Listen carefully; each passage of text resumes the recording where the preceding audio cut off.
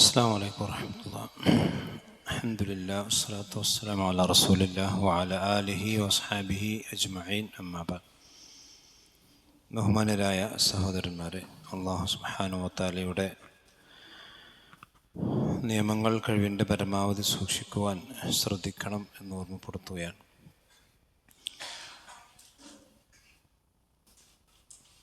സൂറത്തുൽ അംബിയായിലെ 28 ആയത്തുകളാണ് നമ്മൾ മനസ്സിലാക്കിയത്.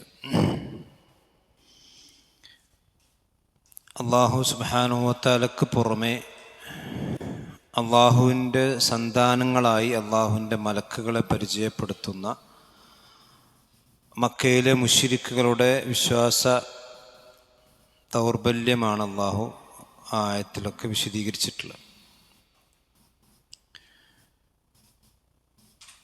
അള്ളാഹു അല്ലാതെ ഒരു മലക്കുകളും ഇലാഹുകളായിട്ടില്ല. ഇനി മാത്രവുമല്ല, ആ മലക്കുകൾ തന്നെയും അള്ളാഹുവിനെ ഭയപ്പെട്ടുകൊണ്ടാണ് ജീവിക്കുന്നത്. അള്ളാഹുവിൻ്റെ കൽപ്പന ലംഘിക്കാൻ അവർക്ക് സാധിക്കുകയില്ല. ഇതാണ് കഴിഞ്ഞ ആയത്തിൽ നമ്മൾ മനസ്സിലാക്കിയത്. അഊദു ബില്ലാഹി മിനശ് ശൈത്വാനിർ റജീം.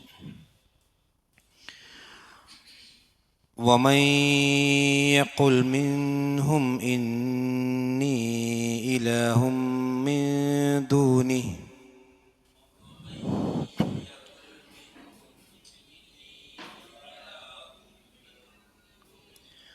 ومن يقل منهم إني إله من دونه فذلك نجزيه جهنم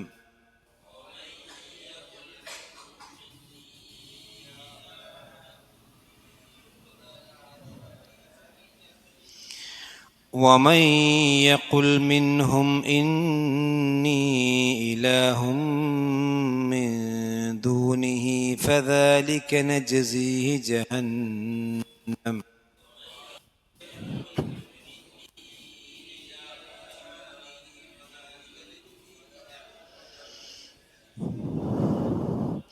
كذلك نجزي الظالمين كذلك نجزي الظالمين أولم ير الذين كفروا أن السماوات والأرض كانتا رتقا ففتقناهما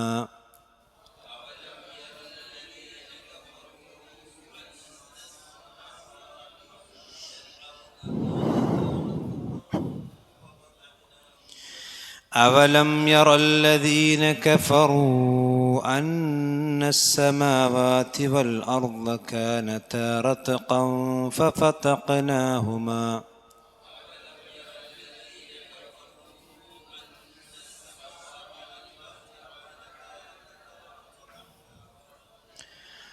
أولم ير الذين كفروا أن السماوات والأرض كانتا رتقا ففتقناهما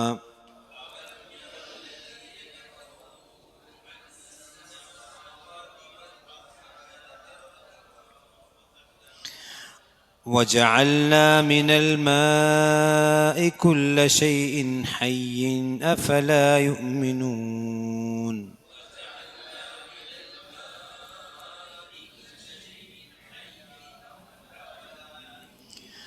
وجعلنا من الماء كل شيء حي أفلا يؤمنون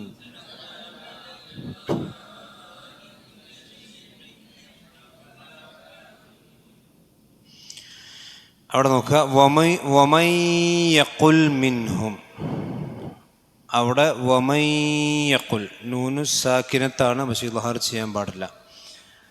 വമൻ യഖുൽ മിൻഹും നൂനു സാക്കിൻ അവിടെ ഇദ്ഹാർ ചെയ്യണം. ശേഷം ഹ ആണ് പറഞ്ഞിട്ടുള്ളത്. ഹ ഇദ്ഹാറിൻ്റെ അക്ഷരമാണ്. അപ്പോൾ വമൻ യഖുൽ മിൻഹും, മിൻഹും എന്നല്ല, മിൻഹും. ഇന്നി അവിടെ നൂന് മണിക്കണം, നീട്ടും വേണം. ഇന്നി പിന്നെ ഇലാഹും മിൻ ദൂനി. ഇലാഹുൻ എന്നുള്ള തൻവീനെ മീമിലേക്ക് എന്ത് ചെയ്യണം? ഇദ്ഗാം ചെയ്യണം. അവിടെ ഇലാഹുമ്മിൻ, ഇലാഹുൻ എന്ന് ഓതാൻ പാടില്ല. ഇലാഹുമ്മിൻ ദൂനി, ഇലാഹും അവിടെ മണിക്കുകയും വേണം. ഇദ്ഗാം ബിഗുന്ന. ഇത് ഇലാഹും, പിന്നെ നൂനെ മിൻ ദൂനി, അവിടെയും നൂനി ഇൽഹാർ ചെയ്യാൻ പാടില്ല. മിൻ ദൂനി. അപ്പൊ ഇലാഹും മിൻ ദൂനിഹി. പിന്നെ ഫദാലിക നജ്സി, നജ് ജീം ഹുറൂഫുൽ ഖൽഖലയിൽപ്പെട്ടതാണ്. അപ്പൊ നജ്സിഹി ജഹന്നം, ജഹന്നം അവിടെ മണിച്ചോദനം. കദാലിക നജ്സി الظالمين, നജ്സി ജീമിന് സുക്കൂനാണ് അവിടെ. നജ്സി الظالمين, അല്ലാഹ് ളാലിമീൻ നിർത്തുമ്പോൾ കുറച്ച് നീട്ടി നിർത്താൻ വഖഫിൻ്റെ അക്ഷരം. ളാലിമീൻ. പിന്നെ അവലം യറല്ലദീന കഫറൂ, കഫറൂ എന്നുള്ളതാണ് അവിടെ നിന്നിട്ട്. കഫറൂ അന്നസ്സമാവാതി, അന്ന അന്ന അവിടെ മണിച്ചിട്ട് ഓതണം. അന്നസ്സമാവാതി വൽ അർദ്. നിർത്താണെങ്കിൽ വൽ അർദ്, നിർത്താതെ ഓതാണെങ്കിൽ വൽ അർദ കാനത റത്ഖൻ, റത്ഖൻ ഫഫതഖ്നാഹുമ, റത്ഖൻ ഫഫതഖ്, റത്ഖൻ എന്നല്ല, റത്ഖൻ ഫഫതഖ്ന, ഫഫതഖ്ന. അവിടെ ഒരു എന്തുണ്ടാകാൻ പാടില്ല, അപ്പാടെ ഇടങ്ങാറാൻ പാടില്ല. ഫഫതഖ്, ഫഫതഖ്. ഖാഫിന് സുക്കൂനാണ്, ഖൽഖലൻ. ഫഫതഖ്നാഹുമ. പിന്നെ വജഅൽനാ മിനൽ മാഇ കുല്ല ശൈഇൻ ഹയ്യിൻ, രണ്ടോടത്തും ഇദ്ഹാർ ചെയ്യണം. മാഇ കുല്ല ശൈഇൻ ഹയ്യിൻ. ഷൈഇൻ എന്നതിന് ശേഷം അവിടെ ഹ ആണ്. കുല്ല ഷൈഇൻ ഹയ്യ് എന്നിർത്താണെങ്കിൽ അവിടെ ഹയ്യ് നിർത്തണം. ഇനി അത് കൂട്ടിയതിലാണ് കുറച്ചുകൂടി നല്ലത്. കുല്ല ഷൈഇൻ ഹയ്യിൻ അഫലാ യുഅ്മിനൂൻ. അപ്പം ഇതാണ് ഓതുമ്പോൾ ശ്രദ്ധിക്കാറ്. അപ്പോൾ ഇവിടെ ഈ 28-ാമത്തെ ആയത്തിൽ അല്ലാഹു സുബ്ഹാനഹു വ തആല പറഞ്ഞു, യഅലമു മാ ബൈന ഐദീഹിം വമാ ഖൽഫഹും വലാ യശ്ഫഊന ഇല്ലാ ലിമൻ ഇർത്തദാ. അള്ളാഹു സുബ്ഹാനഹു വ തആല മലക്കുകളുടെ മുമ്പിലുള്ളതും പിന്നിലുള്ളതും അവൻ ചെയ്യുന്നതും ചെയ്യാനുള്ള കാര്യങ്ങളും ഒക്കെ അള്ളാഹു അറിയുന്നതാണ്. അള്ളാഹു ഇഷ്ടപ്പെട്ട ഒരാൾക്കല്ലാതെ അവർ ശഫാഅത്ത് ചെയ്യൂല മലക്കുകൾ. വഹും മിൻ ഖശ്യതിഹി മുശ്ഫിഖൂൻ. ഇനി ഈ വിഷയത്തിൽ അള്ളാഹു സുബ്ഹാനഹു വ തആല പറയുന്ന മറ്റൊരു കാര്യം, അതിന് മുമ്പ് വേറൊരു കാര്യം നമ്മൾ മനസ്സിലാക്കേണ്ടത് വെച്ചാൽ, ഇപ്പോൾ മലക്കുകളെ സംബന്ധിച്ചിടത്തോളം, ഇപ്പോൾ നമുക്കറിയാം മനുഷ്യന്മാരെ സംബന്ധിച്ചിടത്തോളം മനുഷ്യന്മാർക്ക് പിന്നെ അള്ളാഹുവിനെ ധിക്കരിക്കാനും നന്മകൾ ചെയ്യാനും കഴിയും. ജിന്നുകൾക്കും അങ്ങനെ തന്നെയാണ്. പക്ഷെ മലക്കുകളെ സംബന്ധിച്ചിടത്തോളം അങ്ങനെ കഴിയുമോ ഇല്ലയോ എന്നൊരു ചർച്ച പണ്ഡിത ലോകത്തുണ്ട്. അതായത് മലക്കുകളും മനുഷ്യന്മാരെ പോലെ തന്നെയാണോ തക്ലീഫിൽ? അതായത് അവർ അള്ളാഹു സുബ്ഹാനഹു വ തആല ധിക്കരിക്കുകയില്ല, അത് സംശയമല്ല. ലാ യസൂനല്ലാഹ മാ അമറഹു. പക്ഷേ അവർക്ക് ധിക്കരിക്കാൻ സാധിക്കുമോ എന്നൊരു ചർച്ച ഉണ്ട്. അപ്പം അതിന് ഇനി അടുത്ത ആയത്തൊക്കെയാണ് ചില പണ്ഡിതന്മാർ തെളിവായി പറഞ്ഞത്. ഇപ്പം അല്ലാഹു പറയുന്നു, വമൻ യഖുൽ മിൻഹും ഇന്നി ഇലാഹും മിൻ ദൂനി. മലക്കുകളിൽ നിന്ന് ആരെങ്കിലും പറയാണ്, വമൻ യഖുൽ മിൻഹും, മിൻഹു എന്ന് പറഞ്ഞാൽ ആരാണ്? അവരിൽ നിന്ന്, അവരെന്ന് പറഞ്ഞാൽ മലക്കുകളിൽ നിന്ന്. അപ്പോൾ മലക്കുകളിൽ നിന്ന് ആരെങ്കിലും പറയുകയാണെങ്കിൽ, ഇപ്പോൾ ഈ മക്കത്തെ മുശ്രിക്കീങ്ങളായ ആളുകൾ പറഞ്ഞെന്താ, അള്ളാഹിൻ്റെ മക്കളാണ് ആര്? മലായിക്കത്ത്. അപ്പം അള്ളാഹ് ഇലാഹാണെങ്കിൽ അള്ളാഹിൻ്റെ മക്കളെന്താവും? നഊദു ബിൽ ഇലാഹാണ്ടേ.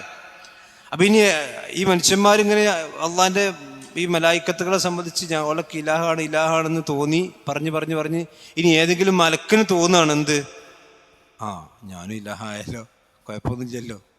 അതാണ് വമൻ യഖുൽ മിൻഹും, മലക്കുകളിൽ നിന്ന് ആരെങ്കിലും പറയുകയാണെങ്കിൽ, ഇന്നി ഇലാഹും മിൻ ദൂനി, അള്ളാഹുവിന് പുറമെ ഞാനും ഇലാഹാണ് എന്ന് പറഞ്ഞു. അപ്പോൾ മലക്കിനെ സംബന്ധിച്ചിടത്തോളം അങ്ങനെ പറയാൻ അവർക്ക് തീരെ സാധിക്കുകയില്ലെങ്കിൽ ഈ ആയത്തൊരു പ്രസക്തി ഇല്ലോ.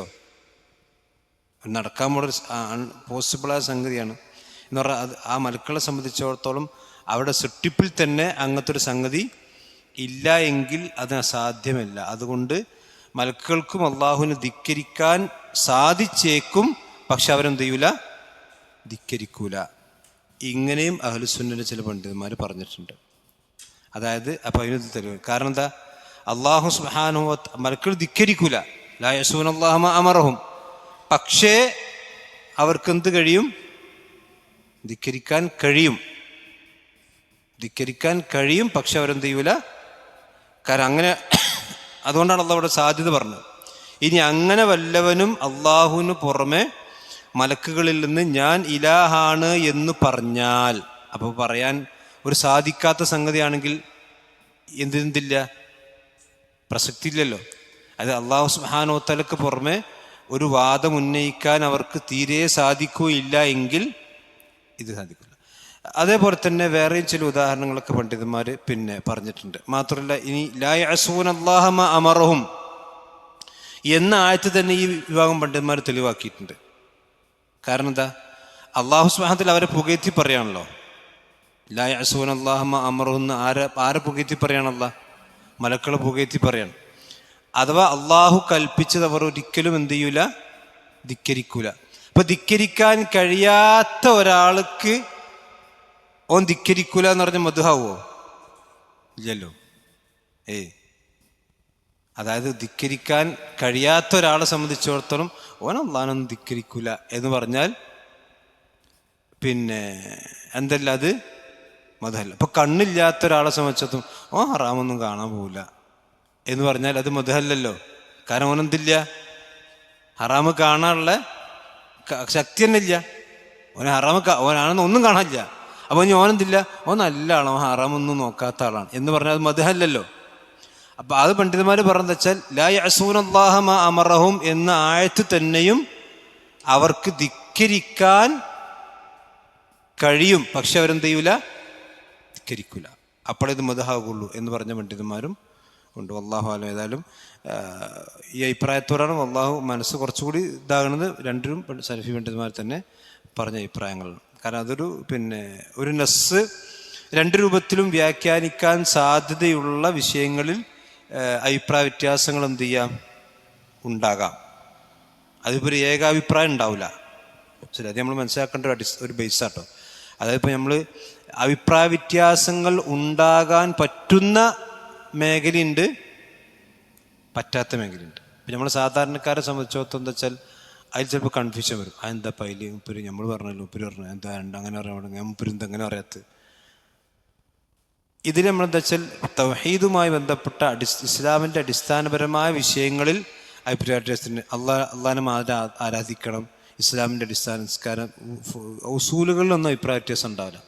പക്ഷേ സമയത്ത് ഒരു നസ്സ്, ഒരു ആയത്തോ ഹദീസോ വന്നു, ഈ ആയത്തിനെയും ഹദീസിനെയും രണ്ട് രീതിയിലും നമുക്ക് വ്യാഖ്യാനിക്കാൻ സാധ്യത ഉണ്ട്. അവിടെ നമ്മൾ എന്ത് ചെയ്യാൻ പാടില്ല, അങ്ങോട്ടും ഇങ്ങോട്ടും ഭിന്നിപ്പുണ്ടാകാൻ പാടില്ല. ഇപ്പം ഇതുപോലെ നബി സല്ലല്ലാഹു അലൈഹി വസല്ലം പറഞ്ഞിട്ടുണ്ടാകും. ചിലപ്പോൾ നബി സല്ലല്ലാഹു അലൈഹി വസല്ലം ബനൂ ഖുറൈളയിലേക്ക് ആളുകൾ യുദ്ധത്തിന് പറഞ്ഞേക്കാണ്, നിസ്കാരം. അപ്പോൾ റസൂലുള്ളാഹി സ്വല്ലല്ലാഹു അലൈഹി വസല്ലം പറഞ്ഞു, ബനൂ ഖുറൈളയിൽ എത്തിയിട്ടല്ലാതെ നിങ്ങൾ അസ്ർ നിസ്കരിക്കാൻ പാടില്ല എന്ന് പറഞ്ഞു സഹാബത്തിനോട്. ബനൂ ഖുറൈളയിൽ എത്തിയിട്ടല്ലാതെ അസ്ർ നിസ്കരിക്കാൻ പാടില്ല. അങ്ങനെ അസ്ർ നിസ്കാരത്തിൻ്റെ സമയമായി, ഒരു ബനൂ ഖുറൈളയിൽ എത്തിയില്ല. അപ്പോൾ കുറച്ച് ആൾക്കാർ എന്ത് ചെയ്തു, വഴിയിൽ വെച്ച് തന്നെ ബനൂ ഖുറൈളയിൽ എത്തുന്നതിന് മുമ്പ് തന്നെ അസ്ർ നിസ്കരിച്ചു. വേറെ ചില ആളുകൾ എന്ത് ചെയ്തു, നബി സല്ലല്ലാഹു അലൈഹി വസല്ലം പറഞ്ഞ പോലെ തന്നെ ബനൂ ഖുറൈളയിൽ എത്തിയിട്ട് അസ്ർ നിസ്കാരത്തിൻ്റെ സമയമൊക്കെ കഴിഞ്ഞിട്ട് അസ്ർ നിസ്കരിച്ചു. അപ്പം നബി സല്ലല്ലാഹു അലൈഹി വസല്ലമിൻ്റെ അടുക്കൽ വിഷയത്തിപ്പോൾ നബി രണ്ട് കൂട്ടരെയും എന്ത് ചെയ്തില്ല, ആക്ഷേപിച്ചില്ല. കാരണം ബനൂ ഖുറൈളയിൽ എത്തിയിട്ട് അസ്ർ നിസ്കരിച്ച ആളുകൾ പ്രവാചകന്റെ ആ വാക്കിന് അക്ഷരാർത്ഥത്തിലെടുത്തു. എന്നറ പ്രവാചകൻ പറഞ്ഞ എന്ത് ചെയ്തു, അപ്പടി സ്വീകരിച്ചു. അപ്പം അതിനും ചാൻസ് ഉണ്ട്. എന്നാൽ ബനൂ ഖുറൈളയിൽ എത്തുന്നതിന് മുമ്പ് അസ്ർ നിസ്കരിച്ച ആൾക്കാരുണ്ടല്ലോ, ഓലെന്തെടുത്ത് റസൂലുള്ളാഹി സ്വല്ലല്ലാഹു അലൈഹി വസല്ലം പറഞ്ഞതിൻ്റെ ഉദ്ദേശം എന്താണ്, നമ്മൾ അസ്ർ നിസ്കരിക്കാൻ അവിടെ എത്തണം എന്ന് പറഞ്ഞാൽ അത്ര സ്പീഡിൽ നമ്മൾ എന്ത് ചെയ്യണം, പോകണം. എന്നാണ് എൻ്റെ ഉദ്ദേശം. അല്ലാതെ അസ്ർ ഖളാ ആക്കണം നബി പറഞ്ഞൊരു ഉദ്ദേശമല്ല എന്നാണ് ഈ സഹാബത്ത് മനസ്സിലാക്കിയത്. അപ്പം രണ്ടും വേണമെങ്കിൽ ആ ഹദീസിന് എന്ത് ചെയ്യാം, മനസ്സിലാക്കാം. അതുകൊണ്ട് നബി രണ്ട് കൂട്ടരും രീതിയില ആക്ഷേപിച്ചില്ല. മനസ്സിലായി? ഇത് നമ്മൾ ശരിക്കും മനസ്സിലാക്കേണ്ട വിഷയമായിട്ട്. അതായത് ഇപ്പോൾ ഇത്തരം വിഷയങ്ങൾ പോലെ പിന്നെ ഇജ്തിഹാദിയായ ഗവേഷണത്തിന് സാധ്യതയുള്ള വിഷയങ്ങളിൽ രണ്ടഭിപ്രായങ്ങൾ വന്നാൽ അതിൻ്റെ പേരിൽ അങ്ങോട്ടും ഇങ്ങോട്ടും തർക്കിക്കാൻ പാടില്ല. ഇപ്പോൾ നമ്മുടെ നാട്ടിലിപ്പോൾ ചെറിയ ഉദാഹരണം പറയുകയാണെങ്കിൽ, ഇപ്പോൾ ഫോട്ടോ എടുക്കൽ, വീഡിയോ എടുക്കൽ. ഇപ്പോൾ നമ്മൾ ചില ആൾക്കാർ പറയും, പണ്ടൊക്കെ പറഞ്ഞിട്ട് ഇപ്പോൾ ആരും പറഞ്ഞില്ല, ഫോട്ടോ എടുക്കാൻ പാടില്ല, വീഡിയോ എടുക്കാൻ പാടില്ല, വീഡിയോ ഹറാമാണ്, അങ്ങോട്ടാണെന്നൊക്കെ പറഞ്ഞു. ഇപ്പോൾ അതെന്താണ് ചില ആൾക്കാർക്ക് അനുവദനീയ. ഇവിടെ നമ്മൾ മനസ്സിലാക്കുന്നത് വെച്ചാൽ, ഫോട്ടോ എടുക്കുന്ന വിഷയം റസൂലുള്ളാഹി സ്വല്ലല്ലാഹു അലൈഹി വസല്ലമയുടെ കാലത്തില്ല, റസൂലുള്ളാഹിന്റെ കാലത്ത് വരെയും ബിംബമുള്ളത്. അപ്പം അതുകൊണ്ട് ഹറാമെന്ന കാര്യത്തിൽ തർക്കമില്ല. പക്ഷേ ഈ ഫോട്ടോ എന്നുള്ള പുതിയ സംഗതിയാണ്. അപ്പോൾ പുതിയ സംഗതി ആകുമ്പോൾ ഒരു പണ്ഡിതന്മാർക്ക്, സലഫി പണ്ഡിതന്മാർക്ക് തന്നെ രണ്ട് അഭിപ്രായമുണ്ട്. അവനിജീമാന്ന് പറഞ്ഞ പണ്ഡിതന്മാരുണ്ട്, ഹറാമെന്ന് പറഞ്ഞ പണ്ഡിതന്മാരുണ്ട്. അപ്പം ഇനി ഹറാമെന്ന് പറഞ്ഞോല് അനുവദനീയമായെന്ന് പറഞ്ഞോലെ എന്ത് ചെയ്യാൻ പാടില്ല, ആക്ഷേപിക്കാൻ പാടില്ല. അനുവദനീയം എന്ന് പറഞ്ഞ പോലെ ഹറാമെന്ന് പറഞ്ഞ പോലെ എന്ത് ചെയ്യാൻ പാടില്ല, ആക്ഷേപിക്കാൻ പാടില്ല. ഇപ്പോൾ ഈത്തിദാലിന് ശേഷം കൈ കെട്ടുന്ന ആൾക്കാരുണ്ട്, കൈ കെട്ടാത്തവരുണ്ട്. കൈ കെട്ടൽ ബിദ്അത്ത് എന്ന അൽബാനിൻ്റെ അഭിപ്രായം. പക്ഷേ പിന്നെ താത്തി ഇടൽ പിന്നെ സുന്നത്തിൽ ഇതാണ് സുന്നത്ത് എന്നാണ് ഷെയ്ഖ് അൽബാനിയും ഷെയ്ഖ് ഇബ്നു ഉസൈമിനും ഇബ്നു ബാസും പറഞ്ഞിട്ടുള്ളത്. പക്ഷേ ഇബ്നു ബാസിനെയും ഇബ്നു ഉസൈമിനെയും അൽബാനി എന്തും അറിയില്ല, ബിദ്അത്തിൻ്റെ ആളൊന്നും അറിയില്ല. അതാ വിഷയം. അപ്പം നമ്മളെ സംബന്ധിച്ചിടത്തോളം ഇതൊരു ഖിലാഫ് ഉണ്ടാകാൻ പറ്റിയ വിഷയവും പറ്റാത്ത വിഷയം നമ്മൾ മനസ്സിലാക്കി വേർതിരിച്ച് മനസ്സിലാക്കും. അപ്പോൾ മലക്കുകളെ സംബന്ധിച്ചിടത്തോളം മലക്കുകൾക്ക് അതിന് കഴിവുണ്ടോ ഇല്ലേ എന്ന കാര്യത്തിൽ പണ്ഡിതന്മാർക്ക് അഭിപ്രായ വ്യത്യാസമുണ്ട്. പക്ഷേ പിന്നെ തെളിവിൻ്റെ കുറച്ചുകൂടി സാധ്യത കാണുന്നത് എന്താ വെച്ചാൽ, അവർ അത് ചെയ്യുകയില്ല. അള്ളാഹുവിന് ഒരിക്കലും അവരും തീരെ ധിക്കരിക്കില്ല. പക്ഷെ അതിനവർക്ക് കഴിവ് ഒരുപക്ഷെ അള്ളാഹു സുബ്ഹാനഹു വ തആല കൊടുത്തിട്ടുണ്ടാകും. അല്ലാഹു അഅലം.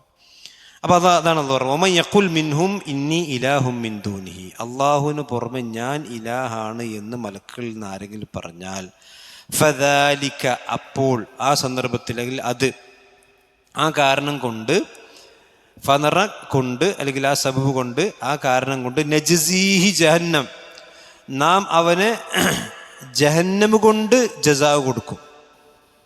നജ്സീഹി എന്ന് പറഞ്ഞാൽ, ജസാവ് എന്ന് പറഞ്ഞാൽ എന്താ, പ്രതിഫലം. നജ്സി എന്ന് പറഞ്ഞാൽ അജ്സ യുജ്സി, അജ്സ എന്ന് പറഞ്ഞാൽ പ്രതിഫലം കൊടുത്തെന്ന് അർത്ഥം.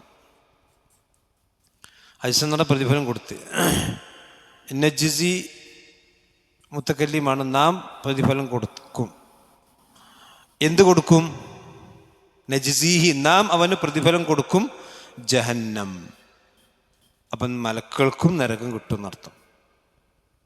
മലക്കുകളെ പറ്റിയാണ് ഇവിടെ പറഞ്ഞത്. മലക്കുകളും അള്ളാഹിനെ ധിക്കരിച്ചു കഴിഞ്ഞാൽ എന്ത് കിട്ടും? അള്ളാഹു സുബ്ഹാനഹു വ തആല പറഞ്ഞ കാര്യങ്ങൾക്ക് വിപരീതം പ്രവർത്തിച്ചാൽ ഫദാലിക നജ്സീഹി ജഹന്നം, അവനും എന്ത് ചെയ്യും? നരകം കിട്ടും. മനസ്സിലായില്ലേ? പക്ഷേ മലക്കുകൾ എന്ത് ചെയ്യൂല? ധിക്കരിക്കൂല. അതുകൊണ്ടാണ് ലഅംല അന്ന ജഹന്നമ മിനൽ ജിന്നതി വന്നാസി അജ്മഈൻ. അവിടെ എന്ത് പറഞ്ഞിട്ടില്ല? മലക്കുകൾ പറഞ്ഞില്ലല്ലോ. അവിടെ ജഹന്നമിൻ്റെ കൂട്ടത്തിൽ പറഞ്ഞു കൊടുത്ത് എന്തേ പറഞ്ഞിട്ടുള്ളൂ? മനുഷ്യന്മാരെയും ജിന്നുകളെയും പറഞ്ഞിട്ടുള്ളൂ. കാരണം മലക്കുകൾ അതിന് കാവൽ നിൽക്കുന്നവരാണ്. മലക്കുകൾ ഒരിക്കലും ആ പ്രവർത്തനങ്ങളിലേക്ക് പോകൂല. ഇനി അഥവാ പോയാലുള്ള താക്കീതാണെന്ന് പറഞ്ഞു. ഇവിടെ നമ്മൾ മനസ്സിലാക്കേണ്ട, ഈ ആയത്തിന് നമുക്ക് മനസ്സിലാക്കേണ്ട സന്ദേശം എന്താ വെച്ചാൽ, അള്ളാഹു സുബ്ഹാനഹു വ തആലയുമായി ഏറ്റവും അടുത്ത് നിൽക്കുന്ന മുഖറബീങ്ങളാണ് ആര്? മലക്കുകൾ. ആ മലക്കുകൾ പോലും തെറ്റ് ചെയ്താൽ ശിക്ഷിക്കപ്പെടും. മനസ്സിലായില്ലേ? അപ്പം അള്ളാഹുവിൻ്റെ അടുക്കൽ ഞാൻ വലിയ ആളാണ്, അല്ലെങ്കിൽ റസൂലുള്ളാഹിൻ്റെ അടുക്കൽ എനിക്ക് വലിയ സ്ഥാനമുണ്ട്, അല്ലെങ്കിൽ ഞാൻ അഹ്ലുബൈത്താണ്, അല്ലെങ്കിൽ ഞാൻ തങ്ങളാണ്, ബീവിയാണ്, മറ്റേതാണ്, മറ്റേ പ്രശ്നമെന്ന് പറഞ്ഞിട്ട് അള്ളാഹിൻ്റെ അടുക്കൽ എന്ത് ചെയ്യാൻ കഴിയില്ല, രക്ഷപ്പെടാൻ കഴിയില്ല. അതാണ് ഈ ആയത്തിൽ നമ്മൾ മനസ്സിലാക്കേണ്ട പ്രധാനപ്പെട്ട സന്ദേശം. എന്ന് പറഞ്ഞാൽ അള്ളാഹുവിൻ്റെ കൽപ്പന ആര് ധിക്കരിച്ചാലും പടച്ചവനെ സംബന്ധിച്ചിടത്തോളം അവൻ തുല്യമാണ്. അവൻ എത്ര വലിയവനാണെങ്കിലും എത്ര ചെറിയവനാണെങ്കിലും അള്ളാഹു സുബ്ഹാനഹു വ തആല അവൻ എന്ത് ചെയ്യും? ശിക്ഷിക്കും. അപ്പം മലക്കാണ് വിചാരിച്ചു കണ്ട് അള്ളാഹു സുബ്ഹാനഹു വ തആല എന്ത് ചെയ്യില്ല?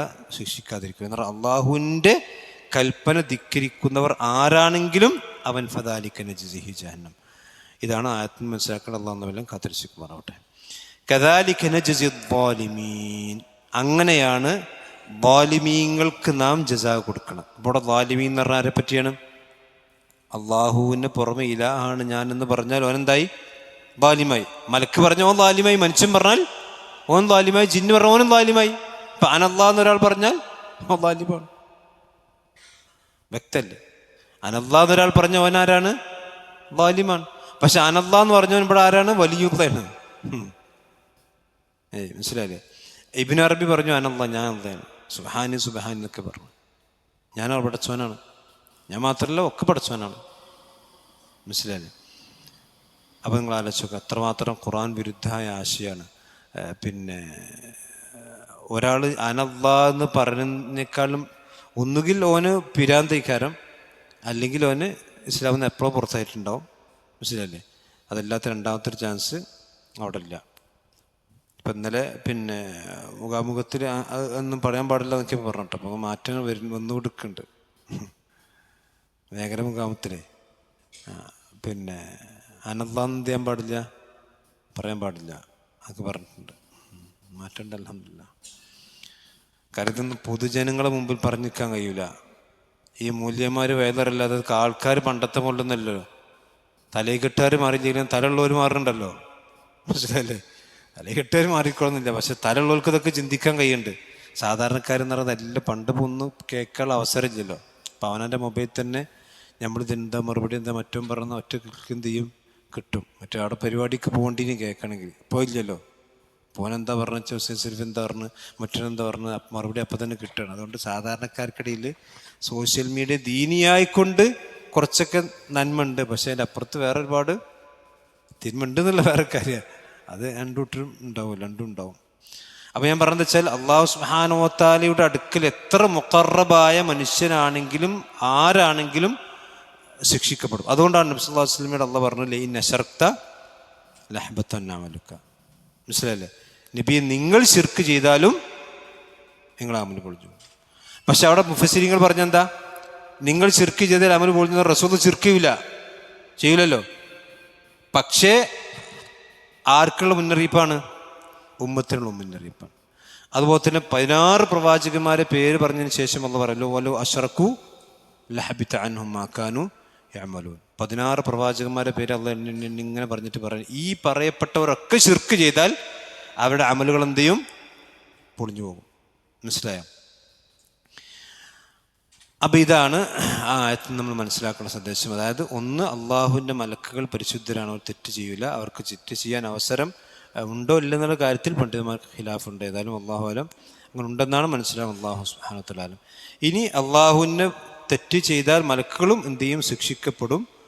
അതിന് മൂന്നാമത്തെ കാര്യം, അള്ളാഹുവിൻ്റെ അടുക്കൽ എത്ര ഉന്നത സ്ഥാനീയരാണെങ്കിലും അള്ളാഹുവിൻ്റെ കൽപ്പന ധിക്കരിച്ചാൽ അവർ അള്ളാഹുവിൻ്റെ അടുക്കൽ ശിക്ഷക്ക് വിധേയരാക്കപ്പെടും.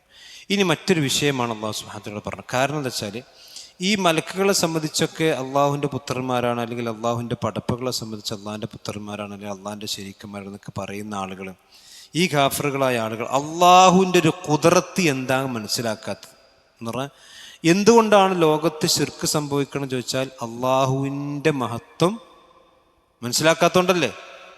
അള്ളാഹുവിൻ്റെ ഒരു മഹത്വം മനസ്സിലാക്കി കഴിഞ്ഞാൽ ഒരാൾക്ക് ശിർക്ക് ചെയ്യാൻ കഴിയും. അതാണ് അള്ളാഹു അവിടെ പറഞ്ഞത്, അവലം യറല്ലദീന കഫറൂ. ലം എന്ന് പറഞ്ഞാൽ എന്താ? ഇല്ല. അപ്പൊ അവലം എന്ന് പറഞ്ഞാൽ ഇല്ലയോ എന്നർത്ഥം. അപ്പൊ അവലം യറ എന്ന് പറഞ്ഞെങ്കിൽ കാണുക.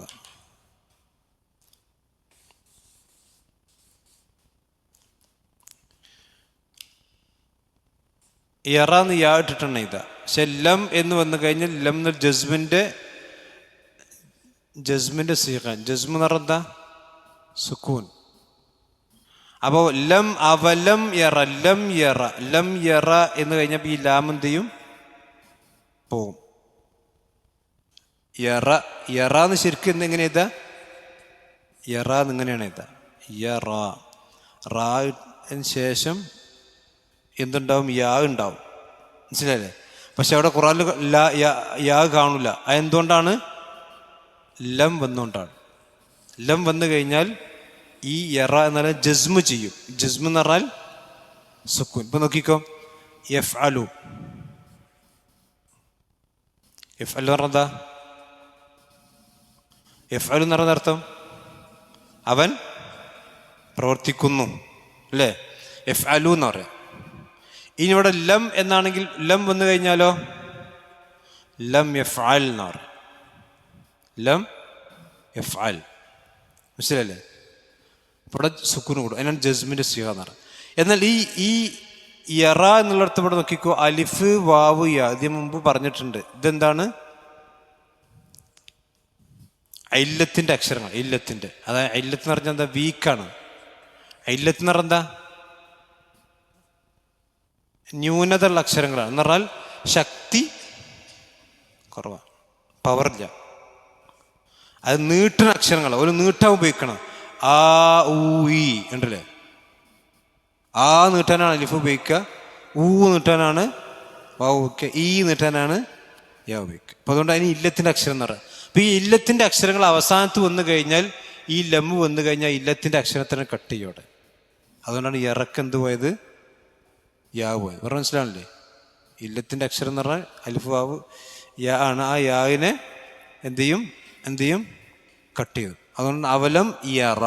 യറ എന്ന് അവിടെ യറ എന്ന് പറയാൻ പാടില്ല, യറ. അപ്പൊ അവലം യറ, അപ്പോൾ അവൻ കാണുന്നില്ലേ എന്നാണ്. യറ എന്ന് പറഞ്ഞാൽ അവൻ കണ്ടു എന്നാണ്. പിന്നെ ഫായിലാണ് അല്ലദീന, ഒരു വിഭാഗം ആളുകൾ. മനസ്സിലായില്ലേ? ഒരു വിഭാഗം ആളുകൾ കാണുന്നില്ലേ. എന്താ കാണുന്നില്ല? ആരാണ് ഈ ഒരു വിഭാഗം ആളുകൾ? കഫറു, കാഫിര്യങ്ങളാണ്. അപ്പം ഈ കാഫിര്യങ്ങൾ എന്ന് പറഞ്ഞാൽ അള്ളാഹ്ക്ക് പുത്രന്മാരുണ്ട്, അള്ളാഹു സുബ്ഹാനഹു വ തആല ധിക്കരിക്കുന്ന, അള്ളാഹിൻ്റെ കൽപ്പനകളൊന്നും സ്വീകരിക്കാത്ത കാഫിറുകളായ ആളുകൾ കാണുന്നില്ലേ.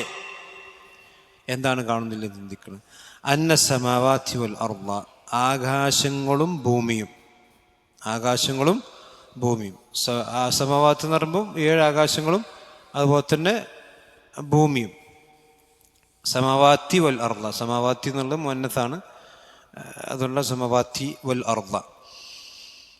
എന്തായിരുന്നു ആകാശങ്ങളും ഭൂമിയും? കാനത്ത, അത് രണ്ടുമായിരുന്നു. കാനു കാനത്ത്, കാനത്ത, ആ കാനത്താണ്. കാനത്തല്ല, കാനത്ത എന്ന് പറഞ്ഞാൽ അത് രണ്ടുമായിരുന്നു. സ്ത്രീലിംഗാണ്. കാനത്ത എന്ന് പറഞ്ഞാൽ ആകാശവും ഭൂമിയും ആയിരുന്നു. എന്തായിരുന്നു? റത്തഖൻ. റത്തഖ എന്ന് പറഞ്ഞാൽ ലസിഖ എന്നൊക്കെ അർത്ഥം. അതായത് ഇങ്ങനെ ഒട്ടി നിൽക്കുന്ന അർത്ഥം.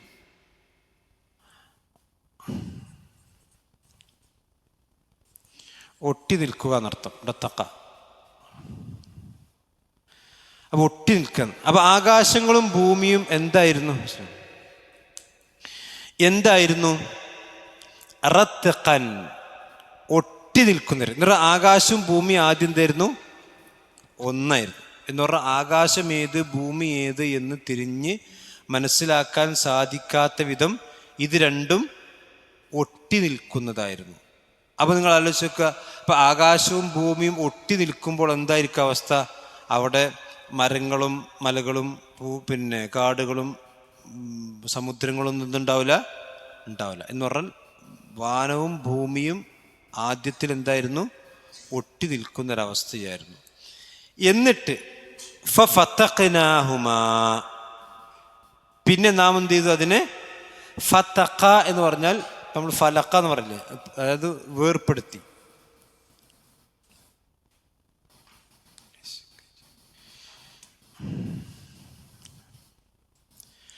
ഫതഖ എന്ന് പറഞ്ഞാൽ അതായത് ശക്ക എന്നൊക്കെ പറയും, അതായത് വേർപ്പെടുത്തി എന്നർത്ഥം, വേർതിരിച്ചു.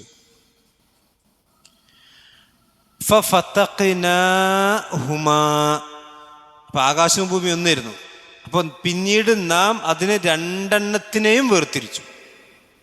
അപ്പൊ ആകാശത്തേക്ക് മോൾക്കും ഭൂമിനെ താഴത്തേക്കും ആക്കി വേർതിരിച്ചു. നമ്മൾ സാധാരണ പത്തിരി ചുടൂലേ, പപ്പടമൊക്കെ അത് പിന്നെ ഇതിക്കാണ്ട് ഇടുമ്പോൾ എന്തേക്കാരം ഒന്നേക്കാരം, പിന്നെ മോൾക്ക് അങ്ങോട്ട് പോവും, താഴത്തേക്ക് കൊണ്ടുപോകും. എന്ന് പറഞ്ഞാൽ അതിനെന്ത് ചെയ്തു?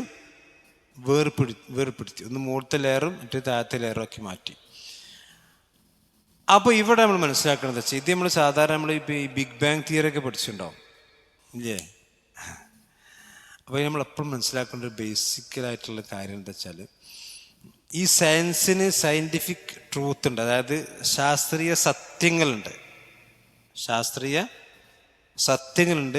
സയൻറ്റിഫിക് തിയറികളുണ്ട്. തിയറികൾ എന്ത് ചെയ്യും? മാറും. തിയറി എന്ന് പറയുമ്പോൾ ഞാനൊരു ശാസ്ത്രജ്ഞനാണെങ്കിൽ ഞാനൊരു തിയറി കണ്ടെത്തി, അവതരിപ്പിക്കും. നിങ്ങൾ ശാസ്ത്രജ്ഞൻ, നിങ്ങൾക്ക് വേറെ തിയറി ഉണ്ട്, മുമ്പൊരു ശാസ്ത്രജ്ഞൻ മുമ്പൊരു തിയറി ഉണ്ട്. അപ്പം ഒരു ശാസ്ത്രജ്ഞൻ അയാളുടെ പഠനത്തിൽ എത്തിച്ചേരുന്ന നിഗമനങ്ങളാണെന്ത് തിയറി എന്ന് പറഞ്ഞു. ബിഗ് ബാങ് എന്ന് പറഞ്ഞാൽ അത് തിയറിയാണ്, അത് ട്രൂത്തല്ല, ഒരു ശാസ്ത്രീയ സത്യമല്ല. അപ്പം നമ്മളെ ആൾക്കാർ കുറേ കാലം ഈ ആയത്ത് ഓതിയിട്ട് ബിഗ് ബാങ് തിയറിനെ ന്യായീകരിച്ചിരുന്നു. മനസ്സിലായില്ലേ? അള്ളാഹു ബിഗ് ബാങ് തിയറി ഖുറാനിലുണ്ടൊക്കെ പറഞ്ഞിട്ട് ഉണ്ടായിക്കോട്ടെ, എനിക്ക് കുഴപ്പമൊന്നുമില്ല. പക്ഷെ ഇപ്പം പറഞ്ഞതെന്ന് വെച്ചാൽ ബിഗ് ബാങ് തിയറി തെറ്റാന്നാണ് ശാസ്ത്രം പറഞ്ഞത്. മനസ്സിലായോ? അപ്പോൾ ആയത്ത് തെറ്റിയോ? അപ്പോൾ നമ്മളെന്താ വെച്ചാൽ നമ്മൾ ചില ആൾക്കാർക്കൊരു അത്യാവേശമുള്ളതെന്താ വെച്ചാൽ ഖുറാനിനെ നമുക്ക് ശാസ്ത്രീയമായിക്കൊണ്ട് അവതരിപ്പിച്ചാലേ ഈ ആധുനിക കാലഘട്ടത്തിൽ നമുക്ക് എന്ത് ചെയ്യാമുള്ളൂ, ഖുറാന് ഒരു ആകർഷണീയത ഉണ്ടാക്കാൻ കഴിയുള്ളൂ. ആ ഖുറാനിലെല്ലാം പണ്ട് ഇറാഖ് യുദ്ധം നടന്നപ്പോഴേ നമ്മളെ ഈ പണ്ടേനി കക്കാട് വൈസി ഇറാഖ് യുദ്ധം ഖുറാനിൽ ഇറങ്ങാണ്ട് അതിശുണ്ട്. പിന്നെ ഈ വേൾഡ് ട്രേഡ് സെൻറ്റർ തകർന്നപ്പം അത് 9/11 അപ്പോൾ സൂറത്ത് തൗബയിലെ 11-ാമത്തെ ആയത്തിൽ അതിനെ പറ്റി പറയുന്നുണ്ട്. സൂറത്ത് തൗബ 9-ാമത്തെ സൂറത്താണ്. 11-ാമത്തെ ആയത്തെന്ന് പറഞ്ഞാൽ സെപ്റ്റംബർ മാസത്തിലെ 11. അപ്പം അവിടെ എന്തോ ഒരു ബിൽഡിങ്ങിനെ എന്തോ പറ്റി പറയുന്നുണ്ടാവും. ആ ആയത്തിൽ എന്തോ ഒരു ബിൽഡിങ്ങിനെ പറ്റി പറയുന്നുണ്ട്. അപ്പോൾ ആ ബിൽഡിങ് എന്ന് പറഞ്ഞാൽ ഏതാണ്? World trade. ഇങ്ങനൊന്നും നമ്മുടെ ഇടങ്ങേറായി അള്ളാൻ്റെ ഖുർആൻ എന്ത് ചെയ്യണ്ട, വ്യാഖ്യാനിക്കണ്ട. അള്ളാഹ് തന്നെ ഇവിടെ സുമ്മ ഇന്ന അലീന ബയാന, അത് അള്ളാഹ് തന്നെ വിശദീകരിക്കും. ഇപ്പം പറഞ്ഞു വെച്ചാൽ അള്ളാഹ് പറയാണ് ആകാശവും ഭൂമിയും ഒന്നായിരുന്നു, പിന്നീട് നാം അതിനെ വേർപ്പെടുത്തി. അപ്പൊ ഇത് ഇനി ശാസ്ത്രം തെളിയിച്ചാലും ഇല്ലെങ്കിലും ഇതാണ് ട്രൂത്ത്. അള്ളാഹ് റസൂലും പറഞ്ഞാണെന്ത് സത്യം. അതിനനുസരിച്ച് ശാസ്ത്രം പറഞ്ഞാൽ അപ്പോൾ സത്യമൊന്നല്ലാതെ ഇതെന്താവൂല, മാറൂല. അപ്പൊ നമ്മളെപ്പോഴും മനസ്സിലാക്കേണ്ടത് വെച്ചാൽ ഇപ്പൊ പണ്ടൊക്കെ ശാസ്ത്രം പണ്ടറിഞ്ഞ വെച്ചാൽ ഭൂമി ചലിക്കുകയാണ്, സൂര്യൻ നിൽക്കുകയാണ്. പിന്നെ പറഞ്ഞ സൂര്യൻ നിൽക്കുകയാണ്, ഭൂമി ചലിക്കുകയാണ്. പക്ഷെ അന്നേ ഖുറാൻ പറഞ്ഞെന്താ, കുല്ലും ഫി ഫലക്കി യസ്ബഹു എന്ന് പറഞ്ഞു. എല്ലാം അതിൻ്റെ ഭ്രമണമാത്രത്തിൽ എന്ത് ചെയ്യുന്നുണ്ട്, ചലിച്ചുകൊണ്ടിരിക്കും. ഇപ്പൊ അവിടക്കെത്തി. മനസ്സിലായി? അപ്പൊ ഞാൻ അന്ന് ശാസ്ത്രം പറഞ്ഞതിനനുസരിച്ച് കൊണ്ട് അന്ന് നമുക്ക് ഖുറാൻ വ്യാഖ്യാനിക്കാൻ നിന്നെങ്കിൽ എന്തൊക്കെ അവസ്ഥ? ഏതോ രാത്രിടുത്താണ്ട് പിന്നെ സൂര്യൻ നിൽക്കുകയാണെന്നുണ്ടെങ്കിൽ വ്യാഖ്യാനിച്ച് ഒപ്പിക്കഴിഞ്ഞ് അത് പൊളിയുമ്പോൾ ഖുറാൻ പൊളിഞ്ഞില്ലേ? അതുമില്ല, രണ്ടാൻ പാടില്ലല്ലോ. അപ്പം നമ്മൾ ശാസ്ത്രം വ്യാഖ്യാനിക്കും. പ്രത്യേകിച്ച് ഈ ആളുകൾക്ക് എന്താ വെച്ചാൽ പഴയതെന്ന് പറഞ്ഞ ആളുകൾക്ക് ഒരു ഇൻട്രസ്റ്റ് ഉണ്ടാവില്ലല്ലോ ഒരു പുതിയ കണ്ടെത്തലുകൾക്കും. അതുപോലെ തന്നെ ഇപ്പം ഇന്നലെ എന്തോ ഇപ്പം ഇന്നലെ ഞാൻ ഒരു മൂല്യാര വീഡിയോ ഇട്ടു, മറ്റേ അത്തക്കുള്ള മനുഷ്യൻ ചന്ദ്രനിൽ പാർക്കുമെന്ന് ഖുറാനിലുണ്ട് പറഞ്ഞു. അപ്പം അതിന് കുറേ ആൾക്കാർ കാണും, ചന്ദ്രൻ പാർക്കുന്ന ഖുറാനിലുണ്ടോ? 14 നൂറ്റാണ്ട് മുമ്പ് നബി മേപ്പട്ടനെ വായു കൂടെ തന്നെ പറക്കാത്ത കാലത്ത് ഇതൊക്കെ ചന്ദ്രനൊക്കെ പറഞ്ഞു വെച്ചാൽ. അപ്പം ഇതെന്താ വെച്ചാൽ ഇത് വിശുദ്ധ ഖുറാനിൻ്റെ ഇപ്പോഴത്തെ ഒരു പ്രത്യേകിച്ചും ഈ മോഡേൺ കാലഘട്ടത്തിലെ ട്രെൻഡാണ് ഈ ഖുറാനിനെ ശാസ്ത്രീയമായിട്ട് എന്ത് ചെയ്യുക. അതും ഹദീസിലുണ്ട്. ഖുറാനും ഹദീസിലും വന്ന കാര്യങ്ങൾ ശാസ്ത്രം പറഞ്ഞാൽ സ്വീകരിക്കുക, പറഞ്ഞിട്ടില്ലെങ്കിലും സ്വീകരിക്കുക. പറഞ്ഞാലും സ്വീകരിക്കുക, പറഞ്ഞാലും സ്വീകരിക്കുക. പക്ഷെ നമുക്ക് ബേസ് ഏതാണ്? അള്ളാഹിൻ്റെ ഖുർആൻ. അപ്പൊ ഇവിടെ അള്ളാഹ് പറഞ്ഞതെന്ന് വെച്ചാൽ ആകാശങ്ങളും ഭൂമിയും ഒട്ടിച്ചേർന്നതായിരുന്നു, അത് പിന്നീട് നാം എന്ത് ചെയ്തു? പിളർത്തി. അത് പിളർത്തിയപ്പോൾ തഫ്സീറിൽ കാണാം, പിളർത്തിയതിന് ശേഷമാണ് അള്ളാഹു സുബ്ഹാനഹു വ തആല എന്ത് ചെയ്ത് ഈ ഭൂമിയിൽ പർവ്വതങ്ങളും അതുപോലെ തന്നെ മലകളും വെള്ളവും മഴയും ഒക്കെ ഇറക്കിയിട്ടുള്ളത്. അപ്പോൾ പിന്നെ ആ ആകാശത്തെ അള്ളാഹു സുബ്ഹാനഹു വ തആല പൊന്തിക്കുകയും ഭൂമിയെ താഴ്ത്തുകയും ചെയ്തപ്പോൾ പിന്നീട് ആ ഭൂമിയിലേക്ക് അള്ളാഹു വെള്ളം വർഷിപ്പിച്ചുകൊണ്ടാണ് ഭൂമിയിൽ എന്ത് ചെയ്ത് ജീവനെ ഉണ്ടാക്കി. അതാണ് പിന്നെ പറഞ്ഞു ജഅൽനാ മിനൽ മാഇ കുല്ല ഷൈഇൻ ഹയ്യൻ. വെള്ളത്തിൽ നിന്നാണ് എല്ലാ ഹയാത്തുള്ളതിനെയും നാം എന്ത് ചെയ്തത്? സൃഷ്ടിച്ചത്. ഇതിപ്പോൾ ഇന്ന് ശാസ്ത്രീയമായിക്കൊണ്ട് അംഗീകരിക്കപ്പെട്ട കാര്യമാണ്. ഏത് ജീവജാലത്തിൻ്റെയും ജീവനുള്ള ഹയാത്തുള്ള ജീവിയാണോ അതിനെന്ത് വേണം? വെള്ളം വേണം. മനസ്സിലായില്ലേ? അപ്പം ആകാശഭൂമികൾ അള്ളാഹു ഒന്നിച്ച് നിന്ന് പിളർത്തി ആകാശത്തെ 7 ലെയറുകളായി 7 തട്ടുകളായി നിലനിർത്തി. പിന്നെ അതിൻ്റെ മുകളിലും ഭൂമിയിൽ തന്നെയും അള്ളാഹു സംവിധാനങ്ങൾ വെച്ചു. അപ്പം എന്നിട്ട് വജഅൽനാ മിനൽ മായി കുല്ല ഷൈഇൻ ഹയ്യൻ, ഹയാത്തുള്ള എല്ലാത്തിനെയും അല്ലാഹു സുബ്ഹാനഹു വതആല വജഅൽന, അവിടെ ജഅല എന്ന് ഉദ്ദേശം വെച്ചാൽ സൃഷ്ടിച്ചു, ഉണ്ടാക്കി എന്നർത്ഥം. ജഅൽന എല്ലാ വസ്തുവിനെയും നാം ഉണ്ടാക്കി സൃഷ്ടിച്ചു, ആക്കി തീർത്തു. മിനൽ മായി വെള്ളത്തിൽ നിന്ന്. എങ്ങനെ? കുല്ല ഷൈഇൻ ഹയ്യൻ എല്ലാ ജീവനുള്ള വസ്തുക്കളും. ഇപ്പം നിങ്ങൾ ആലോചിക്കും, മനുഷ്യ ശരീരത്തിൽ തന്നെയും ഏറ്റവും കൂടുതലുള്ള എന്താ? വെള്ളമാണല്ലോ. മനുഷ്യന് എല്ല്, ഇപ്പം എല്ലിൻ്റെ അസുഖമായിട്ട് നമ്മൾ എല്ല് ഡോക്ടറെ ചെന്നാൽ എന്താ പറയുക? വെള്ളം അടിക്കണം. നിങ്ങൾ കണ്ണിൻ്റെ അസുഖമായിട്ട് ചെന്ന് നോക്കി, കണ്ണ് ഡോക്ടർ എന്താ പറയുക? നല്ല വെള്ളം കുടിക്കണം. വയറിൻ്റെ അസുഖമായിട്ട് നോക്കി, നല്ല വെള്ളം കുടിക്കണം. പനിയായിട്ട് നോക്കി എന്താ പറയുക? നല്ല വെള്ളം കുടിക്കണം. മനസ്സിലായി? കാരണം നമ്മുടെ അസ്ഥിയിലടക്കം എന്തുണ്ട്? വെള്ളമുണ്ട്. ശരി, നല്ലോണം ധാരാളമായിക്കൊണ്ട് വെള്ളം കുടിക്കുന്ന ആളുകളെ സംബന്ധിച്ചിടത്തോളം കണ്ണിന് ഇതുണ്ടാവില്ല എന്ന് പറഞ്ഞാൽ സ്വാഭാവികമായിട്ടുണ്ടാകുന്നതല്ലാത്ത പ്രശ്നങ്ങളുണ്ടാവില്ല. വെള്ളം മനുഷ്യ ശരീരത്തെ ഏറ്റവും ശുദ്ധീകരിക്കുന്ന സംഗതിയാണല്ലോ. അപ്പോൾ അതുകൊണ്ട് തന്നെ അള്ളാഹ് പറഞ്ഞ വജഅൽനാ മിനൽ മായി കുല്ല ഷൈഇൻ ഹയ്യൻ, ജീവനുള്ള എല്ലാ വസ്തുക്കളും വെള്ളത്തിൽ നിന്നാണ്. അതുകൊണ്ടാണ് സ്വർഗത്തെ സംബന്ധിച്ചിടത്തോളം അവിടെ വെള്ളത്തെ സംബന്ധിച്ച് പറഞ്ഞു, പരലോകത്തും പറഞ്ഞപ്പോൾ അവിടെ വെള്ളത്തെ പറ്റി പറഞ്ഞു, ഭൂമിയെ പറ്റി പറഞ്ഞപ്പോൾ അവിടെയും വെള്ളത്തെ സംബന്ധിച്ച് പറഞ്ഞു. എല്ലാ സ്ഥലങ്ങളിലും അല്ലാഹു സുബ്ഹാനഹു വതആല വെള്ളത്തെ സംബന്ധിച്ച് പറയുന്നുണ്ട്. എന്ന് പറഞ്ഞാൽ ഹയാത്ത് എവിടെയൊക്കെ അവിടെ എല്ലാം വെള്ളമുണ്ട്. പരലോകത്ത് മനുഷ്യന്മാരുണ്ടാവും, ജീവിക്കാണല്ലോ. അവിടെ മനുഷ്യന്മാർക്ക് വെള്ളം ആവശ്യമുണ്ട്. അതുകൊണ്ട് ഹൗദുൽ കൗസർ അല്ലാഹ് അവിടെ വെച്ചു. അതുപോലെ തന്നെ സ്വർഗത്തിൽ അല്ലാഹു സുബ്ഹാനഹു വതആല വെള്ളം വെച്ചു, ഭൂമിയിൽ അല്ലാഹു സുബ്ഹാനഹു വതആല വെള്ളം വെച്ചു. അപ്പോൾ ഇതൊക്കെ മനുഷ്യൻ്റെ ജീവിതത്തിന് അത്യാവശ്യമാണ്. ഇനി ഈ മാ ഏതാണ് എന്ന കാര്യത്തിൽ രണ്ട് അഭിപ്രായം പണ്ഡിതന്മാർക്കുണ്ട്. അതായത് ഒന്ന് മനുഷ്യൻ്റെ ഇന്ദ്രിയ തുള്ളിയാണ് എന്നർത്ഥം പറഞ്ഞ മുഫസ്സിരീങ്ങളുണ്ട്. വജഅൽനാ മിനൽ മായി കുല്ല ഷൈഇൻ ഹയ്യൻ എന്ന് പറഞ്ഞാൽ ഇന്ദ്രിയ തുള്ളിയിൽ നിന്ന്, ഇന്ദ്രിയ തുള്ളിയാകുന്ന വെള്ളത്തിൽ നിന്ന് ഹയാത്തുള്ളതിനെ സൃഷ്ടിച്ചു എന്ന് പറയുന്ന തഫ്സീർ പണ്ഡിതന്മാർ പറഞ്ഞിട്ടുണ്ട്. ഇനി അതല്ല, സാധാരണ വെള്ളം അഥവാ മഴവെള്ളം, അതിൽ നിന്നാണ് ഹയാത്തുള്ളതിനെ അല്ലാഹു സുബ്ഹാനഹു വതആല സൃഷ്ടിക്കുന്നത്. മഴവെള്ളത്തെക്കുറിച്ച് ഖുർആൻ അല്ലാഹ് പറഞ്ഞതെന്ന് വെച്ചാൽ ആ മഴവെള്ളം ഭൂമിയിലേക്ക് ഇറങ്ങിക്കഴിഞ്ഞാൽ ആ മഴവെള്ളം ഭൂമിക്കെന്ത് ചെയ്യും? ഹയാത്ത് കൊടുക്കും. ഭൂമി തരിശായി കിടക്കുന്ന, മയ്യത്തായി കിടക്കുന്ന ഭൂമിക്ക് അല്ലാഹു സുബ്ഹാനഹു വതആല എന്ത് ചെയ്യും? ഹയാത്ത് കൊടുക്കും. അപ്പോൾ ആ ഹയാത്തിന് കാരണമാകുന്നത് ഏതാണ്? മഴവെള്ളമാണ്. മനസ്സിലായില്ലേ? അപ്പോൾ ആ അർത്ഥത്തിൽ അല്ലാഹു സുബ്ഹാനഹു വതആല പറഞ്ഞിട്ടുണ്ട്. അപ്പോൾ വെള്ളം എന്ന് പറഞ്ഞാൽ മനുഷ്യൻ്റെ ശരീരത്തിൽ ഏറ്റവും അത്യാവശ്യമുള്ള കാര്യം. ഏത് ജീവജാലം, ഇപ്പോൾ ചെടികൾ വളരണമെങ്കിൽ വെള്ളം വേണം, ജീവജാലങ്ങൾക്ക് വെള്ളം വേണം.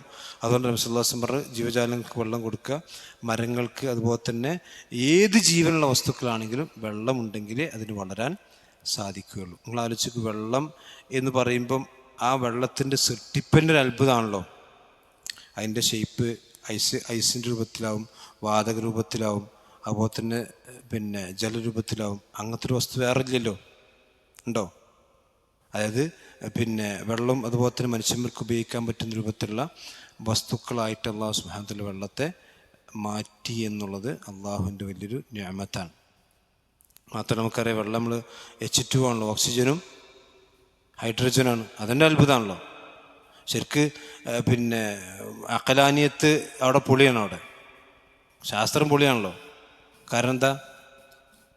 ശരിക്കും രണ്ടും കൂടി കൂടുകയാണെങ്കിൽ കൂടുതൽ കത്തൽ, അതാ മനുഷ്യൻ്റെ ബുദ്ധി പറഞ്ഞത്. പക്ഷെ അല്ലാഹ് പറഞ്ഞതോ കത്തല്ല, കത്തണ തീനെ കെടുക്കുന്നതാണ് ഉണ്ടാകുക. അപ്പോൾ അതാണ് അള്ളാഹിൻ്റെ ഹിക്മത്ത് എന്ന് പറഞ്ഞത്. നമ്മൾ വിചാരിക്കുന്ന രൂപത്തിലല്ല അള്ളാഹിൻ്റെ സൃഷ്ടിപ്പുകളുണ്ടാകും. മനുഷ്യന്മാർ ചിന്തിക്കുന്നത് വെച്ചാൽ കുറച്ചുകൂടെ കൂടുതൽ ആളിക്കത്തായിരിക്കും. പക്ഷെ ആളിക്കത്തല്ല, കത്തുന്ന തീനെ കെടുക്കുന്ന വെള്ളമാണ് അല്ലാഹു സുബ്ഹാനഹു വതആല ഉണ്ടാക്കുക. ഇതിൽ അല്ലാഹ് പറയാണ് അഫലാ യുഅ്മിനൂൻ, അവർ വിശ്വസിക്കുന്നില്ലേ. അപ്പോൾ നമ്മൾ മനസ്സിലാക്കേണ്ടത് വെച്ചാൽ ഈ ആയത്ത് ഇപ്പോൾ കാഫിറുകളോട് അല്ലാഹ് പറഞ്ഞു, കാഫിറുകൂടെ പറഞ്ഞു. അവലം യറല്ലദീന കഫറു എന്നാണല്ലോ പറഞ്ഞു, അല്ലേ? അപ്പോൾ ഇവിടെ നമ്മൾ മനസ്സിലാക്കേണ്ടത് വെച്ചാൽ അല്ലാഹു സുബ്ഹാനഹു വതആല ഈ പറയുന്ന ഈ സംഗതികളൊക്കെ പെന്ന് തെളിയിച്ചിട്ടുള്ള അധികവും കാഫിരികളാണ്. ഈ പറഞ്ഞ ഈ സംഗതികളൊക്കെ ഉണ്ടല്ലോ, ആ വെള്ളത്തിനാണ് ജീവൻ്റെ അടിസ്ഥാന അംശമെന്നും അതുപോലെ തന്നെ ഈ പറയുന്ന സംഗതികളൊക്കെ ശാസ്ത്രീയമായി തെളിയിച്ചത് ആരാണ്? കാഫിരികളാണ്. അപ്പോൾ നിങ്ങൾ അള്ളാഹുവിൻ്റെ ഇത്രയും വലിയൊരു ദൃഷ്ടാന്തം നിങ്ങൾ നേർക്ക് നേരെ കണ്ടിട്ടും അഫലാ യുഅ്മിനൂൻ, അവർ എന്ത് ചെയ്യുന്നില്ലേ? വിശ്വസിക്കുന്നില്ലേ? പടച്ചോനെ സംബന്ധിച്ച് എന്തിനാണ് ഒരു മനുഷ്യൻ പഠിക്കണമെന്ന് ചോദിച്ചാൽ ഇതിനാണ്. അള്ളാഹുവിൻ്റെ സൃഷ്ടികളിലൂടെ ആ അള്ളാഹുവിനെ പഠിച്ച് മനസ്സിലാക്കി അവന് അവസാനം എന്ത് ചെയ്യണം? അള്ളാഹുവിനെ വിശ്വസിക്കുക വേണ്ടത്. ഇപ്പം നമ്മൾ ശാസ്ത്രം പറഞ്ഞ് എന്താ ചെയ്യണത്? അള്ളാഹിനെ തള്ള ചെയ്യണത്. അള്ളാഹ് ഇവിടെ പറഞ്ഞല്ല, നിങ്ങൾ ഈ ആകാശഭൂമികളെ സൃഷ്ടിപ്പ് പഠിച്ച് അവസാനം എന്താക്കണം? മുഅ്മിനാകണം. നമ്മളിവിടെ ശാസ്ത്രത്തിൻ്റെ പേര് പറഞ്ഞ് അള്ളാഹിനെ നിഷേധിക്കണ അവസ്ഥ അതല്ലണ്ടാണ്ട്. അപ്പോൾ അവിടെ അഫല മിന്നറ നിങ്ങൾ അവർ എന്തുകൊണ്ട് വിശ്വസിക്കുന്നില്ല? അവർ നിറൻ കാഫറുകളായ ആളുകൾ എന്തുകൊണ്ട് വിശ്വസിക്കുന്നില്ല? അപ്പം ഇത് അള്ളാഹുവിൻ്റെ ഒരു ചോദ്യമാണ്. അപ്പോൾ കാഫറുകളായ ആളുകൾക്ക് വിശ്വസിക്കാനുള്ള ഒരു വലിയ ടൂള് അല്ലെങ്കിൽ വലിയൊരു ഉപകരണം അള്ളാഹു സുബ്ഹാനഹു വ തആല അവിടെ നിശ്ചയിച്ച് തന്നിരിക്കുകയാണ്, ഈ ഭൂമിയും ആകാശവും. ഇതൊക്കെ ഒരു വിശ്വാസം സംബന്ധിച്ചോ ഇത് കാഫറിന് പറ്റിയ ആയത്തല്ല, ഇതൊന്നും മുസ്ലിങ്ങളെ ആളുകൾക്ക് ബാധകമല്ലല്ലോ എന്ന് നമ്മൾ പറയേണ്ട. സൂറത്ത് ആൽ ഇംറാൻ്റെ അവസാന ഭാഗത്തിൽ കാണാം, റസൂലുള്ളാഹി സ്വല്ലല്ലാഹു അലൈഹി വസല്ലം എല്ലാ ദിവസവും തഹജ്ജുദ് നിസ്കാരത്തിന് വേണ്ടി എഴുന്നേറ്റ് കഴിഞ്ഞാൽ ഒന്നായത്തതാണ് ഇന്ന ഫീ ഖൽഖി സമാവാതി വൽ അർദി വഖ്തിലാഫിൽ ലൈലി വൻ നഹാരി ലആയാത്തിൻ ലിൽ അൽബാബ്. അത് മുഅ്മിനീങ്ങളെ സംബന്ധിച്ചാണ്. ഇതിന് പ്രവാചകൻ സല്ലല്ലാഹു അലൈഹി വസല്ലം പറയുന്നുണ്ട്, ഈ ആയത്തുകൾ ഓതിയിട്ട് അതിനെക്കുറിച്ച് ചിന്തിക്കാത്തവർക്ക് നാശം എന്നതിന് പ്രവാചകൻ പറയുന്നുണ്ട്. അത് ഈ 10 ആയത്തുണ്ടല്ലോ, ഈ 10 ആയത്തിനെ പറ്റി ഓതിയിട്ട് ആ 10 ആയത്തിനെ പറ്റി ചിന്തിക്കാത്തവർക്ക് നാശം. നമ്മളാരും ചിന്തിച്ചോ? നമുക്കിങ്ങനെ ഇവിടെ ശ്വാസം വിടാൻ തന്നെ നേരമില്ല, പിന്നെ ഇപ്പം ആകാശത്തെ ഭൂമിക്ക് നോക്കാൻ നമ്മൾ നടത്തുന്ന കേട്ടാ. അള്ളാഹുവിൻ്റെ റസൂൽ പറയാണ്, ആ ആയത്തുകളെ കുറിച്ച് ചിന്തിക്കാത്തവർക്ക് നാശം എന്ന് പറഞ്ഞാൽ കുറച്ചൊക്കെ നമ്മൾ നമ്മുടെ ദുനിയാവിൻ്റെ കാര്യം ചിന്തിക്കുന്നതോടൊപ്പം തന്നെ അള്ളാഹുവിൻ്റെ സൃഷ്ടികളെ സംബന്ധിച്ച് ചിന്തിക്കണം. അള്ളാഹുവിൻ്റെ സൃഷ്ടികളെ സംബന്ധിച്ച് ചിന്തിക്കുമ്പോഴാണ് നമുക്കെന്തുണ്ടാകുക? ഈമാൻ കൂട്ടുക. സഹാബത്ത് കൂടി എന്ന് പറഞ്ഞു ഉമ്മിന് സാ എന്ന് പറയാം. നമുക്കെന്ത് ചെയ്യാം? കുറച്ച് ഈമാൻ കൂട്ടാന്ന് പറയാം. നമ്മളെന്താ പറയുക? നമുക്ക് കുറച്ച് ബടായി അറിയാന്നല്ല, നമ്മളെല്ലാം അറിയാം. നമ്മൾ ഒരു ഒന്നിച്ചത് നമ്മളെന്താ പറയുക? കുറച്ച് ബടായി അറിയാം. സഹാബത്ത് അങ്ങനല്ല. സഹാബത്ത് പറഞ്ഞു ഉമ്മിന് സാ, നമ്മൾ കുറച്ചേരം എന്ത് ചെയ്യുക? നമുക്ക് ഈമാൻ കൂട്ടാൻ. നമുക്കവിടെ കുറച്ച് ഉള്ള ഈമാനും പോവുക ചെയ്യുക. കാരണം മറ്റവൻ്റെ ഇമത്തും പറഞ്ഞ് നമ്മളുള്ള ഈമാനും പോകും. സഹാബത്തിന് ഈമാൻ കൂടും. സഹാബത്ത് എല്ലാവരും അള്ളാഹുവിൻ്റെ ആയത്തുകളെ സംബന്ധിച്ച് ചിന്തിക്കുന്നവരും അതിനെക്കുറിച്ച് ഉറ്റാലോചിക്കുന്നവരായിരുന്നു. ഉമർ റളിയല്ലാഹുവിന് ഒരൊറ്റ ആയത്ത് കൊണ്ട് രാത്രി നിസ്കാരം നടത്തിയിട്ടുണ്ടെന്നാണ്. ഒറ്റ ആയത്തുകൊണ്ട്, ഒരൊറ്റ ആയത്ത് മാത്രം മോദി അതിനെപ്പറ്റി ആവർത്തിച്ച് ചിന്തിച്ച് അദ്ദേഹത്തിന് ബോധക്ഷയം വരെ സംഭവിച്ചിട്ടുണ്ടെന്ന് നിങ്ങൾ ആലോചിക്കുകയാണ്. അപ്പോൾ സഹാബത്ത് എത്രമാത്രം ഓരോ ആയത്തുകളെ സംബന്ധിച്ചും ആയത്ത് ചിന്തിക്കുന്നുണ്ട്, മനസ്സിലായില്ലേ? ഓരോ ആയത്തുകളെ കുറിച്ചും അവർ ആയത്തിൽ ചിന്തിച്ചിട്ട്, അതുകൊണ്ടാണ് നബി സല്ലല്ലാഹു അലൈഹി വസല്ലം ഓതുമ്പം വറത്തിൽ ഖുർആൻ തർത്തീല എന്ന് പറഞ്ഞാൽ ഖുർആൻ തർത്തീലായി ഓതണം എന്ന് പറഞ്ഞാൽ സാവകാശം. അതുകൊണ്ട് പ്രവാചകൻ്റെ രാത്രി നിസ്കാരത്തെക്കുറിച്ച് കാണാൻ, പ്രവാചകൻ സ്വർഗത്തിൻ്റെ ആയത്ത് വരുമ്പം അവിടെ നിർത്തിയിട്ട് സ്വർഗം ചോദിക്കും. നരകത്തിൻ്റെ ആയത്ത് വരുമ്പം നരകത്തിന് റസൂലുള്ളാഹി ചരണം ചോദിക്കും. കാഫിരീങ്ങളെ പറ്റി പറയുമ്പോൾ അള്ളാഹുവിൻ്റെ ശാപകോപത്തിന് വിധേയരായതിനെ പറ്റി പറയുമ്പം അതിൽ നിന്ന് അള്ളാഹുവിൻ്റെ രക്ഷ ചോദിക്കും. ഇതൊക്കെ എങ്ങനെ രക്ഷ ചോദിക്കാൻ കഴിയണ്? ആയത്തിനെ പറ്റി ചിന്തിച്ചിട്ടാണ്. നബി സല്ലല്ലാഹു അലൈഹി വസല്ലം പറയുന്നത് ശയ്യബത്നി ഹൂദും അഖ്വാത്തുഹാ, എനിക്ക് റസൂലുള്ളാഹി സ്വല്ലല്ലാഹു അലൈഹി വസല്ലം ആകെ 14 മുടി നരച്ചിട്ടുള്ളൂ. പക്ഷെ ആ നര എങ്ങനെ ഉണ്ടായതറിയാം? സൂറത്ത് ഹൂദും അവരുടെ സഹോദരിമാരെ പറ്റി എന്ന് പറഞ്ഞാൽ ഹൂദിന് ശേഷമുള്ള കുറച്ച് സുഹൃത്തുക്കളൊക്കെ ആ സൂറത്തുകളാണ് എന്നെ നരപ്പിച്ചത് എന്ന് പറഞ്ഞാൽ അതിനെപ്പറ്റി ചിന്തിച്ചിട്ട് റസൂലുള്ളാഹി സ്വല്ലല്ലാഹു അലൈഹി വസല്ലം മുടി എന്ത് ചെയ്തു? നരച്ചുപോയി. ശയ്യബത്നി ഹൂദുൻ വഅഖ്വാതുഹാ എന്ന് റസൂൽ പറഞ്ഞു. അപ്പം നമ്മളെ സംബന്ധിച്ചിടത്തോളം ഖുർആൻ്റെ നമുക്ക് ചിന്തിക്കാൻ കഴിയില്ലെങ്കിൽ ആ ചിന്തിച്ച് പണ്ഡിതന്മാർ എഴുതി വെച്ച തഫ്സീറുകൾ മുമ്പിലുണ്ട്. അതൊക്കെ നമ്മൾ എന്ത് ചെയ്യണം? വായിച്ച് പഠിക്കാൻ ശ്രദ്ധിക്കണം. അല്ലാഹു തൗഫീഖ് ചെയ്യുമാറാവട്ടെ. അപ്പോൾ അതാണ് വജഅൽനാ മിനൽ മാഇ കുല്ല ശൈഇൻ ഹയ്യിൻ അഫലാ യുഅ്മിനൂൻ. എന്തുകൊണ്ടാണ് അവർ വിശ്വസിക്കാത്തത്? അപ്പോൾ അള്ളാഹിൻ്റെ ദൃഷ്ടാന്തം കണ്ടാൽ അവനെ സംബന്ധിച്ചിടത്തോളം വിശ്വസിക്കൽ നിർബന്ധമാണ് എന്നാണ് ഈ ആയത്തിൽ നിന്ന് മനസ്സിലാകുന്നത്. ഇനി അള്ളാഹു പറയാണ് വജഅൽനാ ഫിൽ അർളി റവാസിയ. റാസിയത്തുൻ എന്നുള്ളതിൻ്റെ ജമ്മാണ് റവാസി.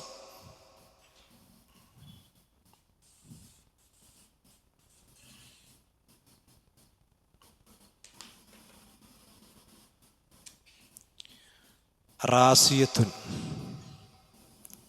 അതിൻ്റെ ജമ്മാണ് റവാസിയ. റാസിയത്ത് എന്ന് പറയുന്നത് അർത്ഥം പർവ്വതങ്ങൾ, അതായത് ജിബാലുകൾ, വലിയ വലിയ പർവ്വതങ്ങൾ. അപ്പോൾ വജഅൽനാ ഫിൽ അർളി റവാസിയ, എന്നിട്ട് ഭൂമിയിൽ നാം എന്ത് ചെയ്തു? വലിയ വലിയ പർവ്വതങ്ങളെ അല്ലാഹു സുബ്ഹാനഹു വ തആല വെച്ചു. അപ്പോൾ എന്തിനാണ് ഈ പർവ്വതങ്ങളെ ഭൂമിയിൽ വെച്ചെന്ന് വെച്ചാൽ അൻ തമീദ ബിഹിം, ഈ ഭൂമി അവരെയും കൊണ്ട് ചാഞ്ഞു പോകാതിരിക്കാൻ. എന്നാൽ ഭൂമിയുടെ ബാലൻസ് ക്ലിയർ ആയി. ഭൂമി ഒരു ഗോളാണല്ലോ. അപ്പം ഈ ഗോളത്തിൽ അധികം വെള്ളമാണ്. നമുക്കറിയാം 2 ഭാഗം എന്താണ്? വെള്ളമാണ്. അപ്പം അതിൻ്റെ ഉള്ളിൽ വലിയ ലോഹങ്ങളും അതുപോലെ തന്നെ ഇതൊക്കെ ഉണ്ടാകും. അപ്പം ഭൂമിയുടെ സ്ഥിരവാസത്തിന് യോഗ്യത ഉണ്ടാകുന്ന രൂപത്തിൽ അവരെയും കൊണ്ട് ചാഞ്ഞു പോകാതിരിക്കാൻ പർവ്വതങ്ങൾ എന്ത് ചെയ്തിരിക്കുന്നു? അല്ലാഹു സുബ്ഹാനഹു വ തആല നിശ്ചയിച്ചിരിക്കും. അപ്പം നമുക്കറിയാം പർവ്വതങ്ങൾ ഭൂമിയുടെ സാധാരണ ആണികളാണ് നമ്മൾ സാധാരണ പറയാറുണ്ട്, അല്ലേ? നമ്മൾ ഈ ആണി എന്ന് പറയുമ്പം ഇപ്പോൾ ഇവിടെ ഒരു മേശ ഉണ്ടെങ്കിൽ, നമ്മൾ ഇവിടെ ഉണ്ടെങ്കിൽ ആണി അടിച്ചാൽ ആണിൻ്റെ ഇത്ര ഭാഗം നമ്മൾ മുകൾക്ക് കാണുള്ളൂ, അല്ലേ? ഇത്രയും ഭാഗം എന്തായിരിക്കും? ആണിൻ്റെ മോൾ ഭാഗത്തേക്കാണ് കൂടുതലുണ്ടാകുക, താഴത്തേക്കാണ് കൂടുതലുണ്ടാകുക? താഴത്തേക്കല്ല, അപ്പോൾ അത് ആണിയാവുള്ളൂ, ശരിയല്ലേ? ആണി അടിക്കാതെ അങ്ങനെയല്ലേ? അപ്പോൾ പർവ്വതങ്ങൾ അല്ലാഹു സുബ്ഹാനഹു വ തആല ആണി അടിച്ച് നിർത്തി എന്ന് പറഞ്ഞാൽ ഈ മുകളിൽ കാണുമ്പോൾ ഒരു പർവ്വതം ഒട്ടിക്കൊള്ളി, ഈ പർവ്വതത്തിൻ്റെ ഒരു 2-3 ഇരട്ടി എന്തുണ്ടാവും? അടിക്കുണ്ടാവും. അതുകൊണ്ടാണ് ഹിമാലയത്തെ സംബന്ധിച്ച് ഭൗമശാസ്ത്രജ്ഞർ പറഞ്ഞതെന്ന് വെച്ചാൽ ആ ഹിമാലയത്തിൻ്റെ 3-4 ഇരട്ടി ഹിമാലയം എന്തുണ്ട്? അടിക്കുന്നുണ്ട്. അപ്പോൾ നിൽക്കാൻ എളുപ്പം. നമ്മളൊരു അത് മാത്രമല്ല, ഇപ്പം നോക്കിയാൽ ഏതൊരു വസ്തുവും നിലനിൽക്കണമെങ്കിൽ, ഇപ്പോൾ ഈ ബുർജ് ഖലീഫൻ്റെ ഒക്കെ ഹിസ്റ്ററി എടുത്ത് നോക്കി, അതേ താഴത്തൊക്കെ എത്ര കുഴിച്ചിട്ടാണ് ഈ കോൺക്രീറ്റ് ഇരിക്കുന്നത്. അപ്പോൾ ഭൂമി മനുഷ്യരെയും കൊണ്ട് ചാഞ്ഞു പോകാതിരിക്കാനാണ് അല്ലാഹു സുബ്ഹാനഹു വ തആല പർവ്വതങ്ങളെ സൃഷ്ടിച്ചിരിക്കുന്നത്. അപ്പോൾ ഭൂമിയെ സംബന്ധിച്ചിടത്തോളം ഇപ്പോൾ നമുക്കറിയാം, ഒരു വസ്തു ഉറപ്പിച്ച് നിർത്തണമെങ്കിൽ അതിന് ചില തൂണുകളും ഇതൊക്കെ വേണം. ഇപ്പോൾ മരമാണെങ്കിൽ പോലും സൂറത്ത് ഇബ്രാഹിമിൽ അല്ലാഹു സുബ്ഹാനഹു വ തആല പറഞ്ഞിട്ടുണ്ട്, ഒരു നല്ല മരം അസ്ലുഹ സാബിത്തുൻ വഫർഉഹ ഫിസ്സമാ. കണ്ടോ? അപ്പോൾ ഒരു മരം നിലനിൽക്കണമെങ്കിൽ എന്ത് വേണം? നല്ല മരമാണെങ്കിൽ എന്ത് വേണം? അസ്ല് സാബിത്താണ്. അതേസമയത്ത് ചീത്ത മരമാണെങ്കിൽ എജ്തുസ്സത്ത് മിനൽ അർദിന എന്ന് പറഞ്ഞാൽ പുറത്തു കൂടെ അങ്ങനെ ഉണ്ടാവുള്ളൂ, ആഴത്തിൽ എന്തുണ്ടാവില്ല? ഉണ്ടാവില്ല. ഇതുപോലെയാണ് വിശ്വാസം ഉള്ള ആളുകൾ, ഓൻ്റെ ഈമാൻ അടിയിലേക്ക് ആഴ്ന്നിട്ടുണ്ടാവും, ഹൃദയത്തിലേക്ക് ആഴ്ന്നിട്ടുണ്ടാവും. അതുകൊണ്ട് തന്നെ വേഗം കാറ്റടിച്ചാൽ ഗുണവും. മറ്റെന്താ വെച്ചാൽ അസ്ലുഹ സാബിത്തും ഫർഹ ഫിസ്സമ, ആകാശത്തേക്ക് ഉയർന്നു നിൽക്കുന്നതാണ്, ഉള്ളിൽ സാബിത്തായിട്ടുണ്ടാവും. അപ്പോൾ ഇത് അടിത്തറ അല്ലെങ്കിൽ അടിസ്ഥാനം എന്താ പറയുക, ഭദ്രമാവുക എന്നുള്ളതാണ്. അതുകൊണ്ട് തന്നെ പർവ്വതങ്ങളെ സംബന്ധിച്ചിടത്തോളം പർവ്വതങ്ങൾ അല്ലാഹു നിർത്തിയിട്ടുള്ളത് ഭൂമിക്കൊരു താങ്ങായിട്ടാണ്. ഭൂമിക്കൊരു താങ്ങായിട്ട്. ഇതൊക്കെ ഇപ്പം ഇന്ന് ശാസ്ത്രം കണ്ടെത്തിയ കാര്യങ്ങളാട്ടോ. മനുഷ്യന്മാർ ഭൂമിശാസ്ത്രമൊക്കെ വളരെ കൃത്യമായിട്ട് പറഞ്ഞ കാര്യമാണ്. പർവ്വതങ്ങൾ ഭൂമിയുടെ എന്താണ്? ആണികളാണ്. ഇപ്പം ഈ ഭൂകമ്പങ്ങളൊക്കെ വർദ്ധിക്കാനുള്ള കാരണങ്ങൾ പറഞ്ഞെടുത്ത് എന്താ പറഞ്ഞത്? മല തുരക്കല്ലേ. ഇപ്പം നമ്മളൊന്ന് ചെറുപ്പത്തിലുണ്ടായിരുന്ന പല മല ഇപ്പം ഇല്ലല്ലോ. മാത്രമല്ല, ഇല്ലാത്ത സ്ഥലങ്ങളിൽ മണ്ണ് കൊണ്ടുപോയിട്ട് ഭൂമിയുടെ ബാലൻസ് പോവല്ലേ. ഭൂമിയുടെ ബാലൻസ് എന്ത് ചെയ്യാണ്? പോവാണ്. ഇനി അവസാനം അത് വിചാരിച്ചു കണ്ട് പിന്നെ മണ്ണെടുക്കാക്കാൻ പറ്റുമോ? അങ്ങനെയില്ല. പണ്ട് ജമാഅത്തെ ഇസ്ലാമിക്കാർ നടത്തിന് മറ്റേ ഈ മല തുറക്കാൻ പാടില്ല, സ്വദേശ നിസ്കാരം തുടങ്ങിയ ആരുതാണ്?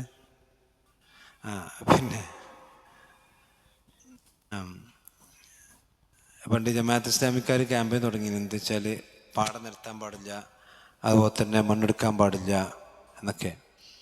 അതിനായത്ത് കൊതിന് ഒജാബു അല്ലദീൻ എന്താണ് ജാബു സഹർ ബിൽ വാദ് എന്നൊക്കെ പറഞ്ഞ് പിന്നെ ആ സമുദായം എന്ത് ചെയ്തു, അവർ മല തുറന്ന് വീടുകളുണ്ടാക്കിയത് റസൂലുള്ളാഹി ഖുർആൻ ആക്ഷേപിച്ചിട്ടുണ്ട്.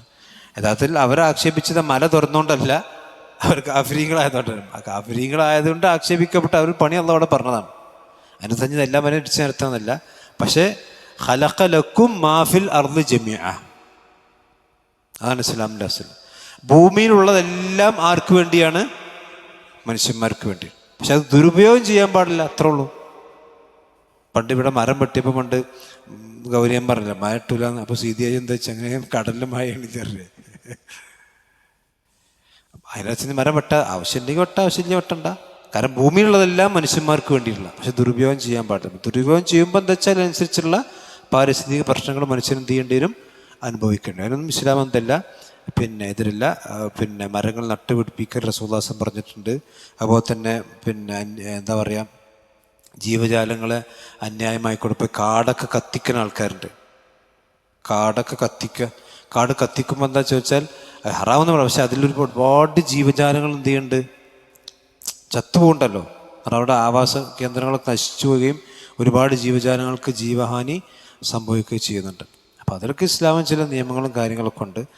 അപ്പോൾ ഇവിടെ പിന്നെ പറഞ്ഞൊരു ചുരുക്കതാണ്, പർവ്വതങ്ങൾ ഭൂമി എന്ത് ചെയ്യാം, ഭൂമി നിങ്ങളെയും കൊണ്ട് ചാഞ്ഞു, അവിടെ അൻ തമീദ ബി എന്നുള്ള വാക്കർത്ത് നോക്കുകയാണെങ്കിൽ നിങ്ങളെയും കൊണ്ട് ചാഞ്ഞു പോകാൻ എന്നർത്ഥം. അവിടെ ലാമ അവിടെ മുഖദ്ദറത്താണെന്നാണ് പറയാം. അല്ലാ തമീദ ബി എന്നാണ് ശരിക്ക്, മനസ്സിലല്ലേ? അപ്പൊ അൻ തമീദ ബി എന്ന് പറഞ്ഞാൽ നിങ്ങളെയും കൊണ്ട് ചാഞ്ഞു പോകാതിരിക്കാന്നാണ് അർത്ഥം പറയാ. പക്ഷെ ലഫ്ദിൽ എന്തുള്ളൂ, ചാഞ്ഞു പോകാന്ന്. അൻ തമീദ പറഞ്ഞാൽ ചാഞ്ഞു പോവുക. അപ്പം അങ്ങനെ അർത്ഥം കിട്ടി, അതിൽ വാക്കുന്ന് മനസ്സിലാവും. ചാഞ്ഞു പോകാനാണെങ്കിൽ എന്ത് ചെയ്യണ്ട, പർവ്വതം ബക്ക പിന്നെ വെച്ചെന്ന് പറയും. ചാഞ്ഞു പോകാൻ പർവ്വതം വെച്ചെന്നല്ല, അല്ലാത്ത വിധം. അത് അറബി ഭാഷയുടെ ഒരു പിന്നെ ശൈലിയാണ്. അതായത് ചില സംഗതികൾ ഇപ്പം മഅറൂഫായതിനെ മഹദൂഫാക്കുക നമ്മൾ മുമ്പ് പറഞ്ഞിട്ടുണ്ടാവും. മഅറൂഫായതിനെ മഹദൂഫാക്കുക, ഇത് അറബിയിലുള്ളൊരു പ്രയോഗമാണ്. മഅറൂഫ് പറഞ്ഞാ മഅറൂഫായതിനെ മഅറൂഫാക്കൽ മഅറൂഫ എന്നാ പറയാം.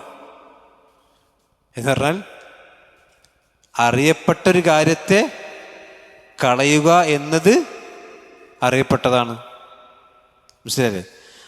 അറിയപ്പെട്ട ഒന്നിനെ കളയുക എന്നത് അറിയപ്പെട്ടതാണ്.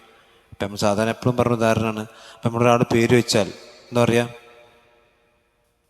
അയാൾ പേരല്ലേ പറയുള്ളൂ. പിന്നെ പേര് വെച്ചാൽ നിങ്ങൾ എന്താ വെച്ചാൽ ജാബിർ എന്ന് പറയും. അപ്പോൾ ഞാൻ ചോദിക്കുന്നത് നിങ്ങളുടെ പേരെന്താണെന്ന് പറഞ്ഞു. അപ്പോൾ ജാബിർ എന്ന് മാത്രം അയാൾ പറഞ്ഞാൽ അതൊരു കറക്റ്റ് ആൻസർ ആണോ? അല്ലേ? ആ. പക്ഷെ അതൊരു ജുംലയാണോ? സെൻറ്റൻസ് അല്ലല്ലോ. ജാബിർ എന്നൊരു സെൻറ്റൻസ് അല്ലല്ലോ. മൈ നെയിം ഈസ് ജാബിർ എന്ന് പറയുമ്പോൾ ഇസ്മി അല്ലെങ്കിൽ എൻ്റെ പേര് ജാബിർ എന്ന് പറഞ്ഞാൽ ജുംല ഉള്ളൂ. പക്ഷെ അവിടെ നമ്മൾ ജാബിർ എന്ന് പറഞ്ഞാൽ നമുക്ക് മഫ്ഹൂമല്ലേ? മഫ്ഹൂമാണല്ലോ, അറിയല്ലോ. അങ്ങനെ അറിയാം, കോണ്ടെക്സ്റ്റ് എന്ന് പറയാം. വെറുതെ ഒരാൾ ജാബിർ എന്ന് പറഞ്ഞാൽ നമുക്കെന്ത് മനസ്സിലാവോ? മനസ്സിലാവില്ല. പക്ഷെ ആ കോണ്ടെക്സ്റ്റ് നമുക്ക് മനസ്സിലായി, എന്ത് ജാബിർ എന്താ, മനസ്സിലല്ലേ? അപ്പം അതുപോലെയാണ് ഇവിടെയും. അതുപോലെ അൻ തമീദ ബിഹി എന്ന് പറഞ്ഞാൽ അവരെയും കൊണ്ട് ചാഞ്ഞു പോകാൻ എന്നാണ് ഭാഷാർത്ഥമെങ്കിലും അതിൻ്റെ ആശയം എന്താണ്?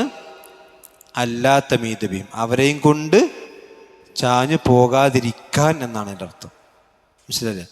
അപ്പം ഇതിൽ ഈ പിന്നെ ഖുർആൻ ഡിക്ഷണറി വെച്ചുകൊണ്ട് മാത്രം അർത്ഥം പറഞ്ഞ ആൾക്കാരുണ്ടാവും. ഡിക്ഷണറി ഖുർആൻ തുറന്നു വെച്ച് അപ്പം അൻ പറഞ്ഞാൽ ഇതുകൊണ്ട്, തമീദ് പറഞ്ഞാൽ ചാഞ്ഞു പോകുക, ബിഹി എന്ന് പറഞ്ഞാൽ അവരെയും കൊണ്ട്, അപ്പം അവരെയും കൊണ്ട് ചാഞ്ഞു പോകാൻ. ഈ ലാമ് ഇതിന് അർത്ഥം കിട്ടൂല. അത് എവിടുന്ന് കിട്ടുവെച്ചാൽ അത് അറബി ഭാഷൻ്റെ കോണ്ടെക്സ്റ്റ് മനസ്സിലാക്കി, സന്ദർഭം മനസ്സിലാക്കി പറയുന്നവർക്ക് അതിൻ്റെ അർത്ഥം കിട്ടുള്ളൂ. ഇനി പിന്നെ വജഅൽനാ ഫീഹാ, അല്ലാഹു സുബ്ഹാനഹു വ തആല പറയണം, സമയം പറഞ്ഞോ. ഇനി അല്ലാഹു സുബ്ഹാനഹു വ തആല പറയണമെന്ന് വെച്ചാൽ പിന്നെ വജഅൽനാ ഫീഹാ, ആ പർവ്വതങ്ങളിൽ നാം ഉണ്ടാക്കിയിരിക്കുന്നു. അല്ലെങ്കിൽ ആ പിന്നെ പർവ്വതങ്ങളിൽ, ആ ഫീഹ എന്നുള്ളത് ചില ആൾക്കാർ പറഞ്ഞ് ഭൂമിയിൽ എന്ന് അർത്ഥം പറഞ്ഞ ആൾക്കാരുണ്ട്. ഇനി അതല്ല, പർവ്വതങ്ങൾ എന്നും അർത്ഥം പറഞ്ഞ ആൾക്കാരുണ്ട്. ഭൂമിയിൽ നാം ഫജ്ജുകൾ ഉണ്ടാക്കി. ഫജ്ജ് നമ്മൾ ഈ ഹജ്ജുമായി കൊണ്ട് ബന്ധപ്പെട്ട ആയത്തിൽ കാണാം, വയതൂക്കും മിൻ കുല്ലി ഫജ്ജിൻ അമീഖ്. ഫജ്ജ് എന്ന് പറഞ്ഞാൽ ശരിക്കും ഊടുവഴികൾ എന്ന് പറഞ്ഞാൽ മനുഷ്യന്മാർ സഞ്ചരിക്കുന്ന മലമ്പാതകൾ എന്ന് പറയില്ല നമ്മൾ സാധാരണ. പണ്ടൊക്കെ റോഡുകൾ ഇല്ലല്ലോ. പണ്ടത്തെ വഴി എങ്ങനെയാണ്? പിന്നെ ഇപ്പം നിങ്ങൾ ഈ ഹജ്ജിനൊക്കെ പോയ ആളുകൾക്കറിയാം, മക്കയിൽ നിന്ന് പിന്നെ മിനയിലേക്ക് പോകുമ്പോൾ ശരിക്കും ഇപ്പം നമ്മൾ പാലുണ്ട്, ഇത് വഴിയുണ്ടല്ലോ, പക്ഷെ ശരിക്കും ആ വഴി ഇല്ലാത്തൊരു കാര്യങ്ങൾ ആലോചിക്കുക, ശരിക്കും മലൻ്റെ അടിയിൽ കൂടെ പോയിട്ട് വേണം തവാഫ് ചെയ്ത് മതി മിനയിലേക്ക് എത്താൻ. അപ്പം ശരിക്കും അതാണ് ഹജ്ജ് എന്ന് പറഞ്ഞാൽ, അതായത് മലമ്പാതകൾ, മലയിലൂടെയുള്ള പാതകൾ. കാരണം അറബ് നാടിനെ സംബന്ധിച്ചിടത്തോളം അധികവും എന്തായിരിക്കും? പ്രദേശങ്ങൾ മലമ്പ്രദേശങ്ങളായിരിക്കും എന്ന് പറഞ്ഞാൽ ഒരു താഴ്വരയിലൂടെ ആ താഴ്വര വെട്ടിച്ചിങ്ങനെ പോകുന്ന അവസ്ഥ. മാത്രമല്ല നമ്മൾ ആലോചിക്കേണ്ട കാര്യം എന്ന് വെച്ചാൽ, അന്നും മനുഷ്യന്മാർ യാത്ര ചെയ്തിട്ടുണ്ടല്ലോ. ഒരു വടക്ക് നോക്കി യന്ത്രമില്ല, ഒരു ഗൂഗിൾ മാപ്പില്ല, ഒരാളോട് ചോദിക്കാൻ ആളെ കിട്ടുമോ? ഇല്ല. അത് മനുഷ്യൻ്റെ ഒരു വല്ലാത്ത കഴിവ്. ഞങ്ങൾ ആലോചിക്ക്, റസൂലുള്ളാഹി സ്വല്ലല്ലാഹു അലൈഹി വസല്ലം പിന്നെ ഹിജ്റ പോയി, സഹാബത്ത് ഹിജ്റ പോയി. അതുപോലെ തന്നെ പ്രവാചകൻ്റെ സഹാബത്ത് ദീർഘമായ ഇറാഖിലേക്കും ഷാമിലേക്കും സിറിയയിലൊക്കെ യാത്ര പോകാമല്ലോ. ഈ കൂടെ പോണത് എക്സ്പ്രസ് ഹൈവേ ഇല്ലല്ലോ, ഈ കൂടെ പോണത് ഇതാണ് ഈ മീൻ കുല്ലി ഫജ്ജിന് അമീഖ് എന്നറിയില്ലേ, ഈ വഴിയിലൂടെ ഇങ്ങനെ പോവാം. നിങ്ങൾ ആലോചിക്കുക, ഇത് കടലിൽ കൂടെ യാത്ര ചെയ്യുന്ന മോഡലാണ്. കിഴക്കേതാ പടിഞ്ഞാറേതാ വടക്കേതാ തെക്കേതെന്ന് അറിയില്ലല്ലോ, ഒരാളോട് ചോദിക്കാണ്ടോ? ചോദിക്കാല്ല. പക്ഷെ അന്ന് കാലം മുതൽക്കു തന്നെ മനുഷ്യന് എന്തുണ്ട്? യാത്രാ വഴികളുണ്ട്. അതാണ് ശരിക്കും ഫിജാജ് എന്ന് പറഞ്ഞത്, മലയോരങ്ങളിലുള്ള യാത്രാ വഴികൾ. മനസ്സിലല്ലേ?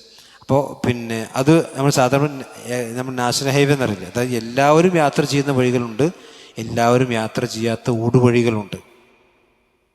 ഇവിടെ ഫിജാജ് എന്ന് പറഞ്ഞെങ്കിൽ എല്ലാവരും യാത്ര ചെയ്യുന്ന മലമ്പാതകൾ, അല്ലെങ്കിൽ അതാണ് ഫജ്ജ് എന്ന് പറഞ്ഞ പിന്നെ വഴികൾ. അതുപോലെ തന്നെ എങ്ങനെയുള്ള വഴികൾ? സുബുലൻ, വ്യത്യസ്തമായ വഴികളായിട്ടുള്ള സുബുൽ എന്ന് പറഞ്ഞ. അപ്പോൾ വ്യത്യസ്തമായിട്ടുള്ള മലമ്പാതകൾ, വഴികൾ അല്ലാഹു സുബ്ഹാനഹു വ തആല പർവ്വതങ്ങളിൽ എന്ത് ചെയ്തിരിക്കുന്നു? സൃഷ്ടിച്ചിരിക്കുന്നു എന്ന് പറഞ്ഞാൽ, പിന്നെ ഇവിടെ സാധാരണയായിക്കൊണ്ട് അറബികളുടെ യാത്രയാണ് ഇവിടെ അള്ളാഹു ഉദ്ദേശിക്കുന്നത്. അതായത് മൊത്തം മനുഷ്യന്മാരെ സംബന്ധിച്ചിടത്തോളം ഉള്ള യാത്രകളല്ല. മനുഷ്യന്മാർ സാധാരണ പർവ്വതങ്ങളിലൂടെ യാത്ര ചെയ്യുന്നവരുണ്ട്, അല്ലാത്തവർ യാത്ര ചെയ്യുന്നവരുണ്ട്. പക്ഷേ പിന്നെ ഈ പർവ്വതങ്ങളിലൂടെ യാത്ര ചെയ്യുന്ന ആളുകളെ സംബന്ധിച്ചിടത്തോളം ഞാൻ പറഞ്ഞു, കുറച്ച് വിശാലമായ പാത എന്ന് പറഞ്ഞാൽ അവരുടെ സ്ഥിരം യാത്ര ചെയ്യുന്ന സ്ഥലങ്ങൾ, അത് അല്ലാഹു സുബ്ഹാനഹു വ തആല പർവ്വതങ്ങളിൽ എന്ത് ചെയ്തിരിക്കുന്നു? ഉണ്ടാക്കിയിരിക്കുന്നു. എന്തിനു വേണ്ടിയാണ്? ലഅല്ലഹും യഹ്തദൂൻ, അവരെന്ത് ചെയ്യും? പിന്നെ നേർമാർഗം സ്വീകരിക്കുക. ഇവിടെ ഹിദായത്ത് കിട്ടുക എന്ന് പറഞ്ഞാൽ എന്താ? ഇസ്ലാമിലേക്കുള്ള ഹിദായത്തല്ല, നേരെ മറിച്ച് യാത്രയിലുള്ള ഹിദായത്താണ്, യാത്രയിലുള്ള നിർമാർഗം. അല്ലാതെ ആ വഴി അവിടെ ഇല്ലെങ്കിൽ എന്ത് ചെയ്യും? തെറ്റിപ്പോവും. മനസ്സിലായി? അപ്പം അത് അള്ളാഹു പർവ്വതങ്ങളെ സൃഷ്ടിച്ചപ്പോൾ തന്നെ ആ പർവ്വതങ്ങളിൽ മനുഷ്യന്മാർക്ക് സഞ്ചരിക്കാൻ യോഗ്യമായ രൂപത്തിലുള്ള വഴികളും അള്ളാഹു എന്ത് ചെയ്തിട്ടുണ്ട്? സംവിധാനിച്ചിട്ടുണ്ട്. ഇപ്പം ഈ തീർത്ഥാടന പക്ഷികളൊക്കെ അവരെ സംബന്ധിച്ച ഡോക്യുമെൻ്ററികൾക്കൊക്കെ കാണാം, അവർക്ക് യഥാർത്ഥത്തിൽ ഭൂമിയിൽ നിന്ന് ചില സിഗ്നലുകൾ കിട്ടുന്നുണ്ടെന്നാണ്. ഈ തീർത്ഥാടന പക്ഷികൾ അങ്ങനെ കറക്റ്റ് പ്ലേസിലേക്ക് വളരെ ആയിരക്കണക്കിന് കിലോമീറ്ററുകൾ യാത്ര ചെയ്തിട്ടാണ് വരുന്നത്. പക്ഷേ ഈ യാത്ര ഇത് തെറ്റാതെ പോണെങ്ങനെ? ഭൂമിയിൽ നിന്നുള്ള ചില സിഗ്നലുകൾ സ്വീകരിച്ചുകൊണ്ടാണ് അവർ പോകണമെന്ന്. സുബ്ഹാൻ, തങ്ങൾ ആലോചിച്ച് ഈ സാൽമൺ മത്സ്യത്തെ പറ്റി നിങ്ങൾ കേട്ടിട്ടുണ്ടാവും അല്ലേ? എത്രയോ 10,000കണക്കിന് കിലോമീറ്ററുകൾ സഞ്ചരിച്ച് ഇവിടെ വന്ന് മുട്ടിട്ടിട്ട് എന്ത് ചെയ്യാണ്? പിന്നെ പോകാൻ അടുത്ത കൊല്ലം വീണ്ടും വരികയാണ്. അത് ഈ ആറുകളൊക്കെ ചാടിക്കടന്ന്, അതുപോലെ തന്നെ തോടുകൾ ചാടിക്കടന്നാണ് വരുന്നത്. അപ്പം അവിടെ ഭൂമിയിൽ നിന്ന് ചില സിഗ്നലുകൾ, ഇതുപോലെയാണ് പർവ്വതങ്ങളിൽ അല്ല ചില പിന്നെ സബീലുകൾ അല്ല വെച്ചിട്ടുണ്ട് മനുഷ്യന്മാർക്ക് സഞ്ചരിക്കാൻ. പർവ്വതങ്ങൾ ഉണ്ടാക്കിയപ്പോൾ തന്നെ മനുഷ്യന്മാർക്ക് സഞ്ചരിക്കാൻ പറ്റിയ കോലത്തിലുള്ള ചില മാർഗങ്ങൾ അല്ല അവിടെ. അതാണ് ലഅല്ലഹും യഹ്തദൂൻ. ആ മാർഗങ്ങളിലൂടെ പോയാൽ അവർക്ക് എവിടേക്കെത്തും? ലക്ഷ്യസ്ഥാനത്തേക്ക്. ഹിദായത്ത് കിട്ടുമെന്ന് പറഞ്ഞിട്ടുണ്ടെങ്കിൽ ഇസ്ലാമിലേക്കുള്ള ഹിദായത്തല്ല, നേരെ മറിച്ച് അവിടെ ലക്ഷ്യത്തിലേക്കുള്ളൊരു ഹിദായത്ത് അവർക്ക് കിട്ടാൻ വേണ്ടി, അഥവാ വഴി അറിയാൻ വേണ്ടി അള്ളാഹു സുബ്ഹാനഹു വ തആല എന്ത് ചെയ്തിട്ടുണ്ട്? പർവ്വതങ്ങളിൽ തന്നെ വിശാലമായ പാതകൾ അള്ളാഹു സംവിധാനിച്ചു വെച്ചിട്ടുണ്ട്. ഇത് മനുഷ്യന്മാർ കണ്ടെത്തി. ഇപ്പം ഈ കൊങ്കൺ വഴിയൊക്കെ യാത്ര ചെയ്യുന്ന ആളുകൾക്കറിയാം, ആലോചിച്ച് നോക്കി. ഒരിക്കലും ഒരു മനുഷ്യന് യാത്ര ചെയ്യാൻ സാധിക്കുകയില്ല എന്ന് പറഞ്ഞ് ബ്രിട്ടീഷുകാർ വരെ ഒഴിവാക്കിയ വഴിയാണല്ലോ ഇപ്പോൾ. പക്ഷേ 2 പർവ്വതങ്ങൾ തുരന്നൊക്കെ കൂടെ യാത്ര. അപ്പോൾ അത് മനുഷ്യനെ അള്ളാഹു സംവിധാനിച്ചൊരു മാർഗം, പർവ്വതങ്ങൾക്കിടയിലുള്ള യാത്രകൾ. ഇത് അള്ളാഹുവിൻ്റെ ഒരു ദൃഷ്ടാന്തമായിട്ടാണ് അള്ളാഹു സുബ്ഹാനഹു പഠിപ്പിച്ചിട്ടുള്ളത്. അപ്പോൾ ഇതൊക്കെ കണ്ടെത്തി മനുഷ്യൻ്റെ സർട്ടാവിനെ അറിയുക, കണ്ടെത്തുക. ഇതാണ് ഈ ആയത്തിൽ അള്ളാഹു നൽകുന്ന സന്ദേശം. അതാണ് ലഅല്ലഹും യഹ്തദൂൻ. ഇതിൽ മുസ്ലിമും കാഫറും എല്ലാവരും തുല്യരാണ്. ഈ ഹിദായത്തുകൊണ്ട് ഉദ്ദേശം ഭൗതികമായ മാർഗദർശനമാണ്, അതല്ലാതെ ഇസ്ലാമിലേക്കുള്ള ഹിദായത്ത് അല്ല. ഭാഷാപരമായ അർത്ഥമാണ് ഇവിടെ ഉദ്ദേശിക്കപ്പെടുന്നത്. ഇൻഷാ അല്ലാഹ് ബാക്കി കാര്യങ്ങൾ നമുക്ക് പിന്നീട് വിശദീകരിക്കാം. അല്ലാഹു സുബ്ഹാനഹു വ തആല അവൻ്റെ ദീൻ കൂടുതൽ പഠിക്കാനും മനസ്സിലാക്കാനും അള്ളാഹു നമുക്കെല്ലാം തൗഫീഖ് നൽകുമാറാവട്ടെ. റബ്ബനാ ആതിനാ ഫിദ്ദുനിയ ഹസന വഫിൽ ആഖിറതി ഹസനതൻ വഖിനാ അദാബന്നാർ. ആമീൻ ആമീൻ ബിറഹ്മതിക യാ അർഹമർ റഹീമീൻ. അസ്സലാമു അലൈക്കും വറഹ്മത്തുള്ളാഹി.